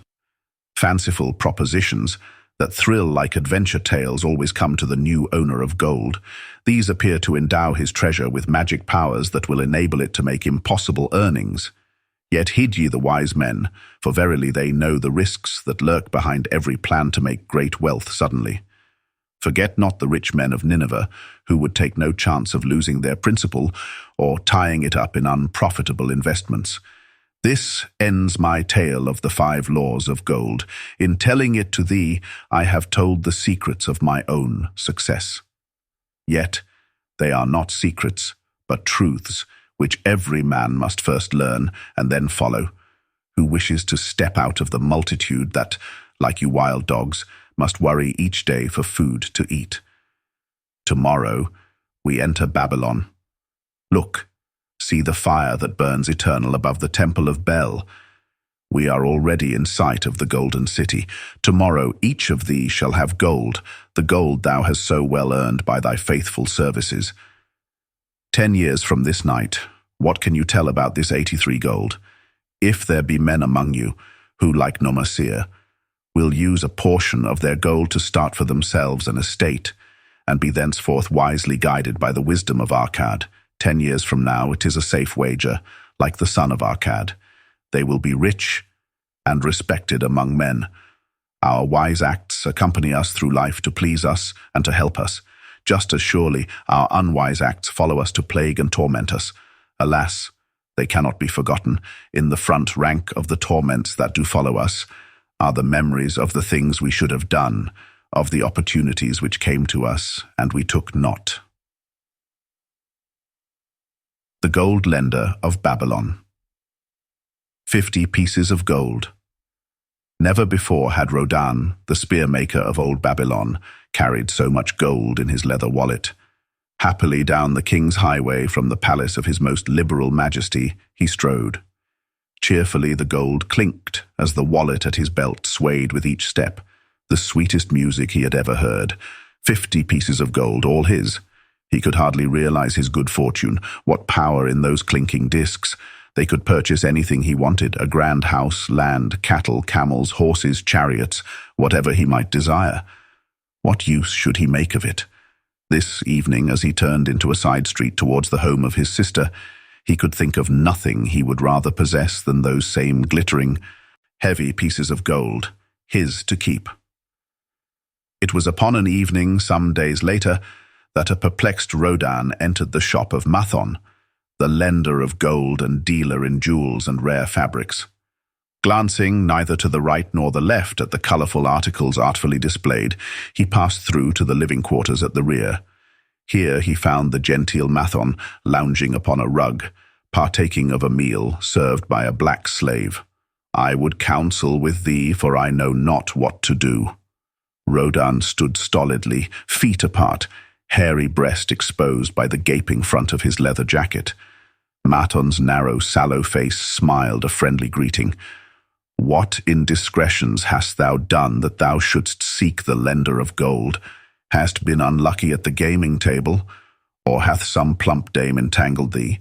For many years have I known thee, yet never hast thou sought me to aid thee in thy troubles. No, no, not such as that. I seek no gold. Instead I crave thy wise advice. Hear, hear, what this man doth say. No one comes to the lender of gold for advice. My ears must play me false. They listen true. Can this be so? Rodan, the spear-maker, doth display more cunning than all the rest, for he comes to Mathon not for gold, but for advice. Many men come to me for gold to pay for their follies, but as for advice, they want it not. Yet who is more able to advise than the lender of gold, to whom many men come in trouble? Thou shalt eat with me, Rodan, he continued. Thou shalt be my guest for the evening. Andol, he commanded, of the black slave, draw up a rag for my friend, Rodan, the spear-maker, who comes for advice. He shall be mine honored guest. Bring to him much food and get for him my largest cup. Choose well of the best wine that he may have satisfaction in the drinking. Now tell me what troubles thee. It is the king's gift. The king's gift? The king did make thee a gift, and it gives thee trouble? What manner of gift? Because he was much pleased with the design I did submit to him for a new point on the spears of the royal guard, he did present me with 50 pieces of gold, and now I am much perplexed. I am beseeched each hour the sun doth travel across the sky by those who would share it with me. That is natural. More men want gold than have it, and would wish one who comes by it easily to divide. But can you not say no? Is thy will not as strong as thy fist?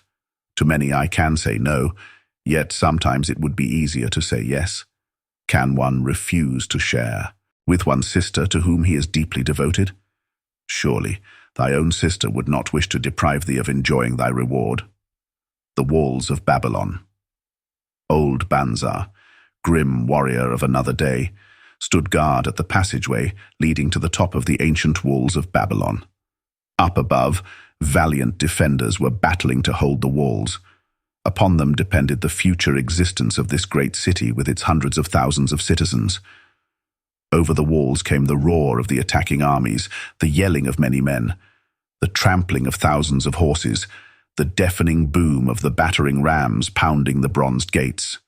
In the street behind the gate lounged the spearmen, waiting to defend the entrance should the gates give way. They were but few for the task. The main armies of Babylon were with their king, far away in the east on the great expedition against the Elamites. No attack upon the city having been anticipated during their absence, the defending forces were small. Unexpectedly, from the north, bore down the mighty armies of the Assyrians. And now the walls must hold, or Babylon was doomed. About Banzar were great crowds of citizens, white-faced and terrified, eagerly seeking news of the battle. With hushed awe they viewed the stream of wounded and dead, being carried or led out of the passageway. Here was the crucial point of attack. After 3 days of circling about the city, the enemy had suddenly thrown his great strength against this section and this gate. The defenders from the top of the wall fought off the climbing platforms and the scaling ladders of the attackers, with arrows, burning oil, and, if any reached the top, spears. Against the defenders, thousands of the enemy's archers poured a deadly barrage of arrows. Old Banzar had the vantage point for news. He was closest to the conflict and first to hear of each fresh repulse of the frenzied attackers. Pleaded, "They cannot get in. My sons are with the good king. There is no one to protect my old wife. My goods they will steal all. My food they will leave nothing. We are old, too old to defend ourselves. Too old for slaves. We shall starve. We shall die. Tell me they cannot get in." "Calm thyself, good merchant," the guard responded. "The walls of Babylon are strong. Go back to the bazaar and tell your wife that the walls will protect you and all of your possessions as safely as they protect the rich treasures of the king. Keep close to the walls, lest the arrows flying over strike. You! A woman with a babe in arms took the old man's place as he withdrew. Sergeant, what news from the top? Tell me truly that I may reassure my poor husband. He lies with fever from his terrible wounds, yet insists upon his armor and his spear to protect me, who am with child. Terrible, he says, will be the vengeful lust of our enemies should they break in. Be thou of good heart, thou mother that is, and is again to be. The walls of Babylon will protect you and your babes. They are high and strong. Hear ye not the yells of our valiant defenders as they empty the cauldrons of burning oil upon the ladder scalers? Yes, that do I hear, and also the roar of the battering rams that do hammer at our gates. Back to thy husband. Tell him the gates are strong and withstand the rams, also that the scalers climb the walls but to receive the waiting spear thrust. Watch thy way and hasten behind you buildings. Banzar stepped aside to clear the passage for heavily armed reinforcements as, with clanking bronze shields and heavy tread, they tramped by. A small girl plucked at his girdle. Tell me, please, soldier, are we safe? She pleaded. I hear the awful noises. I see the men all bleeding. I'm so frightened. What will become of our family, of my mother, little brother, and the baby? The grim old campaigner blinked his eyes and thrust forward his chin as he beheld the child. Be not afraid, little one, he reassured her. The walls of Babylon will protect you and mother and little brother and the baby. It was for the safety of such as you that the good Queen Semiramis built them over 100 years ago. Never have they been broken through. Go back and tell your mother and little brother and the baby that the walls of Babylon will protect them, and they need have no fear. Day after day, old Banzar stood at his post and watched the reinforcements file up the passageway, there to stay and fight until wounded or dead. They came down once more. Around him, unceasingly crowded the throngs of frightened citizens eagerly seeking to learn if the walls would hold. To all he gave his answer with the fine dignity of an old soldier. The walls of Babylon will protect you. For 3 weeks and 5 days the attack waged with scarcely ceasing violence. Harder and grimmer set the jaw of Banzar as the passage behind, wet with the blood of the many wounded, was churned into mud by the never-ceasing streams of men passing up and staggering down. Each day the slaughtered attackers piled up in heaps before the wall. Each night they were carried back and buried by their comrades. Upon the 5th night of the 4th week, the clamour without diminished. The first streaks of daylight, illuminating the plains, disclosed great clouds of dust raised by the retreating armies. A mighty shout went up from the defenders. There was no mistaking its meaning. It was repeated by the waiting troops behind the walls. It was echoed by the citizens upon the streets. It swept over the city with the violence of a storm. People rushed from the houses. The streets were jammed with a throbbing mob. The pent-up fear of weeks found an outlet in the wild chorus of joy. From the top of the high tower of the Temple of Bel burst forth the flames of victory. Skyward floated the column of blue smoke to carry the message far and wide. The walls of Babylon had once again repulsed a mighty and vicious foe, determined to loot her rich treasuries and to ravish and enslave her citizens. Babylon endured century after century because it was fully protected. It could not afford to be otherwise. The camel trader of Babylon. The hungrier one becomes, the clearer one's mind works. Also, the more sensitive one becomes to the odors of food. Arkad, the son of Azure, certainly thought so. For 2 whole days he had tasted no food except 2 small figs purloined from over the wall of a garden. Not another could he grab before the angry woman rushed forth and chased him down the street. Her shrill cries were still ringing in his ears as he walked through the marketplace. They helped him to retrain his restless fingers from snatching the tempting fruits from the baskets of the market women. Never before had he realized how much food was brought to the markets of Babylon and how good it smelled.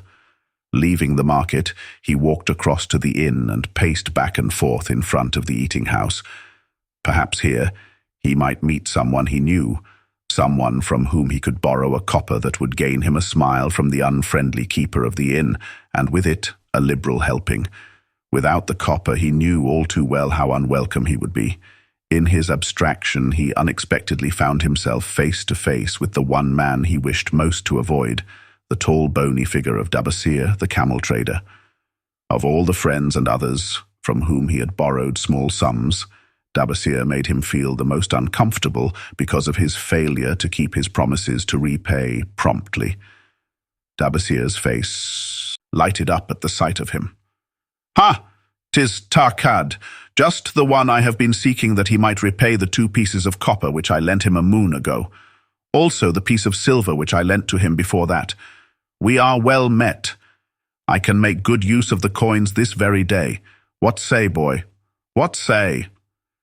Arkad stuttered and his face flushed. He had naught in his empty stomach to nerve him to argue with the outspoken Dabasir.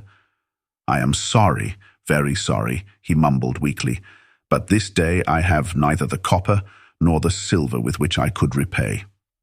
"Then get it," Dabasir insisted. "Surely thou canst get hold of a few coppers and a piece of silver to repay the generosity of an old friend of thy father, who aided thee whence thou wast in need. 'Tis because ill fortune does pursue me that I cannot pay." "Ill fortune? Wouldst blame the gods for thine own weakness? Ill fortune pursues every man who thinks more of borrowing than of repaying. Come with me, boy, while I eat. I am hungry, and I would tell thee a tale." Arkad flinched from the brutal frankness of Dabasir, but here at least was an invitation to enter the coveted doorway of the eating house. Dabasir pushed him to a far corner of the room where they seated themselves upon small rugs. When Kausko, the proprietor, appeared smiling, Dabasir addressed him with his usual freedom. "Fat lizard of the desert, bring to me a leg of the goat, brown with much juice, and bread and all of the vegetables, for I am hungry and want much food. Do not forget my friend here. Bring to him a jug of water. Have it cooled, for the day is hot." Arkad's heart sank. Must he sit here and drink water while he watched this man devour an entire goat leg? He said nothing. He thought of nothing he could say. Dabasir, however, knew no such thing as silence. Smiling and waving his hand good-naturedly to the other customers, all of whom knew him, he continued, "I did hear from a traveler just returned from Urfa of a certain rich man who has a piece of stone cut so thin that one can look through it. He put it in the window of his house to keep out the rains. It is yellow, so this traveler does relate, and he was permitted to look through it, and all the outside world looked strange and not like it really is. What say you to that, Arkad? Thinkest all the world? Well, I know it to be true, for I myself have seen the world all of a different color from what it really is, and the tale I am about to tell relates how I came to see it in its right color once more." "Dabasir will tell a tale," whispered a neighboring diner to his neighbor, and dragged his rug close. Other diners brought their food and crowded in a semicircle. They crunched noisily in the ears of Arkad and brushed him with their meaty bones. He alone was without food. Dabasir did not offer to share with him, nor even motion him to a small corner of the hard bread that was broken off and had fallen from the platter to the floor. "The tale that I am about to tell," began Dabasir, pausing to bite a goodly chunk from the goat leg, "relates to my early life and how I came to be a camel trader. Didst anyone know that I once was a slave in Syria?" A murmur of surprise ran through the audience, to which Dabasir listened with satisfaction. "When I was a young man," continued Dabasir after another vicious onslaught on the goat leg, "I learned the trade of my father, the making of saddles. I worked with him in his shop and took to myself a wife. Being young and not greatly skilled, I could earn but little, just enough to support my excellent wife in a modest way. I craved good things which I could not afford. Soon I found that the shopkeepers would trust me to pay later, even though I could not pay at the time. Being young and without experience, I did not know that he who spends more than he earns is sowing the winds of needless self-indulgence, from which he is sure to reap the whirlwinds of trouble and humiliation. So I indulged my whims for fine raiment and bought luxuries for my good wife and our home, beyond our means. I paid as I could, and for a while all went well. But in time I discovered I could not use my earnings both to live upon and to pay my debts. Creditors began to pursue me to pay for my extravagant purchases, and my life became miserable. I borrowed from my friends, but could not repay them either. Things went from bad to worse. My wife returned to her father, and I decided to leave Babylon and seek another city where a young man might have better chances, turned from her with little consolation. The next was a contemptuous beauty, who gazed at me as indifferently as if I had been a worm of the earth. The two younger ones tittered as though it were all an exciting joke. It seemed an age that I stood waiting sentence. Each woman appeared willing for the others to decide. Finally, Syra spoke up in a cold voice. "Of eunuchs we have plenty, but of camel tenders we have few, and they are a worthless lot. Even this day I would trust to lead my camel. Ask this slave if he can lead a camel." My master thereupon questioned me, "What know you of camels?"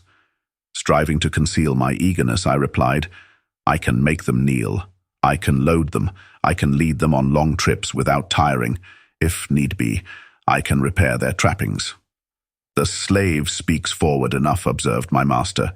"If thou so desire, Syra, take this man for thy camel tender."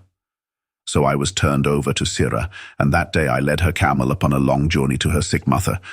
I took the occasion to thank her for her intercession, and also to tell her that I was not a slave by birth, but the son of a freeman and honorable saddle-maker of Babylon. I also told her much of my story. Her comments were disconcerting to me, and I pondered much afterwards on what she said. How can you call yourself a free man when your weakness has brought you to this? If a man has in himself the soul of a slave, will he not become one no matter what his birth, even as water seeks its level? If a man has within him the soul of a free man, will he not become respected and honored in his own city, in spite of his misfortune? For over a year I was a slave and lived with the slaves, but I could not become as one of them. One day Syra asked me, "In the eventime when the other slaves can mingle and enjoy the society of each other, why dost thou sit in thy tent alone?" To which I responded, "I am pondering what you have said to me. I wonder if I have the soul of a slave. I cannot join them, so I must sit apart." "I too must sit apart," she confided. "My dowry was large, and my lord married me because of it. Yet he does not desire me. What every woman longs for is to be desired. Because of this, and because I am barren and have neither son nor daughter, must I sit apart. Were I a man, I would rather die than be such a slave, but the conventions of our tribe make slaves of women." "What think thou of me by this time?" I asked her suddenly. "Have I the soul of a man, or have I the soul of a slave? Have you a desire to repay the just debts you owe in Babylon?" She parried, "Yes, I have the desire, but I see no way.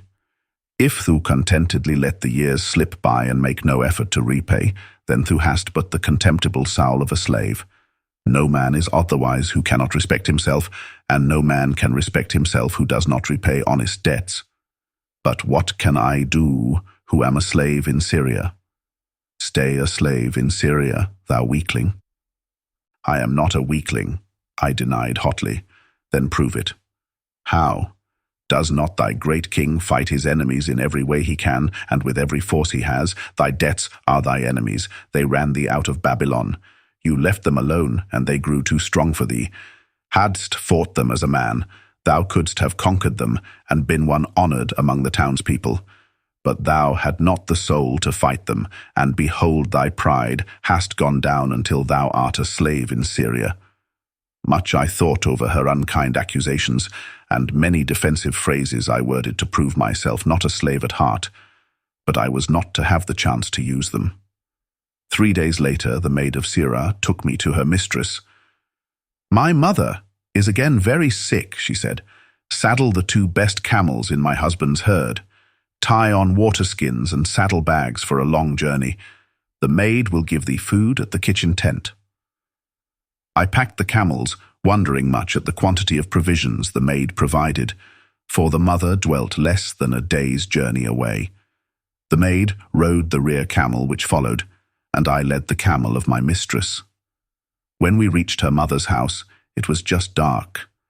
Sira dismissed the maid and said to me, "Dabasir, hast thou the soul of a free man or the soul of a slave?" "The soul of a free man," I insisted. "Now is thy chance to prove it. Thy master hath imbibed deeply, and his chiefs are in a stupor. Take then these camels, and make thy escape. Here in this bag is raiment of thy master's to disguise thee. I will say thou stole the camels and ran away while I visited my sick mother." "Thou hast the soul of a queen," I told her. "Much do I wish that I might lead thee to happiness." "Happiness," she responded, "awaits not the runaway wife who seeks it in far lands among strange people. Go thy own way, and may the gods of the desert protect thee, for the way is far and barren of food or water." I needed no further urging, but thanked her warmly and was away into the night. I knew not this strange country and had only a dim idea of the direction in which lay Babylon, but struck out bravely across the desert toward the hills. One camel I rode, and the other I led. All that night I travelled, and all the next day, urged on by the knowledge of the terrible fate that was meted out to slaves who stole their master's property and tried to escape. My debts were my enemies, but the men I owed were my friends, for they had trusted me and believed in me. I staggered, weakly to my feet. What mattered hunger? What mattered thirst? They were but incidents on the road to Babylon. Within me surged the soul of a free man going back to conquer his enemies and reward his friends. I thrilled with the great resolve. The glazed eyes of my camels brightened at the new note in my husky voice. With great effort, after many attempts, they gained their feet. With pitiful perseverance, they pushed on toward the north, where something within me said we would find Babylon. We found water. We passed into a more fertile country where were grass and fruit. We found the trail to Babylon because the soul of a free man looks at life as a series of problems to be solved and solves them, while the soul of a slave whines, "What can I do who am but a slave?" How about thee, Arkad? Does thy empty stomach make thy head exceedingly clear? Art ready to take the road that leads back to self-respect? Canst thou see the world in its true color? Hast thou the desire to pay thy honest debts, however many they may be, and once again be a man respected in Babylon? Moisture came to the eyes of the youth. He rose eagerly to his knees. "Thou hast shown me a vision. Already I feel the soul of a free man surge within me." "But how fared you upon your return?" questioned an interested listener. "Where the determination is, the way can be found," Dabasir replied. "I now had the determination, so I set out to find a way. First I visited every man to whom I was indebted, and begged his indulgence until I could earn that with which to repay. Most of them met me gladly. Several reviled me, but others offered to help me. One indeed did give me the very help I needed. It was Mathon, the gold lender. Learning that I had been a camel tender in Syria, he sent me to old Nebatur, the camel trader, just commissioned by our good king to purchase many herds of sound camels for the great expedition. With him, my knowledge of camels I put to good use. Gradually I was able to repay every copper and every piece of silver. Then at last I could hold up my head and feel that I was an honorable man among men. Again Dabasir turned to his food. "Cowscore, thou snail," he called loudly to be heard in the kitchen. "The food is cold. Bring me more meat, fresh from the roasting. Bring thou also a very large portion for Arkad, the son of my old friend who is hungry, and shall eat with me." So ended the tale of Dabasir, the camel trader of old Babylon. He found his own soul when he realized a great truth, a truth that had been known and used by wise men long before his time. It has led men of all ages out of difficulties and into success, and it will continue to do so for those who have the wisdom to understand its magic power. It is for any man to use who reads these lines.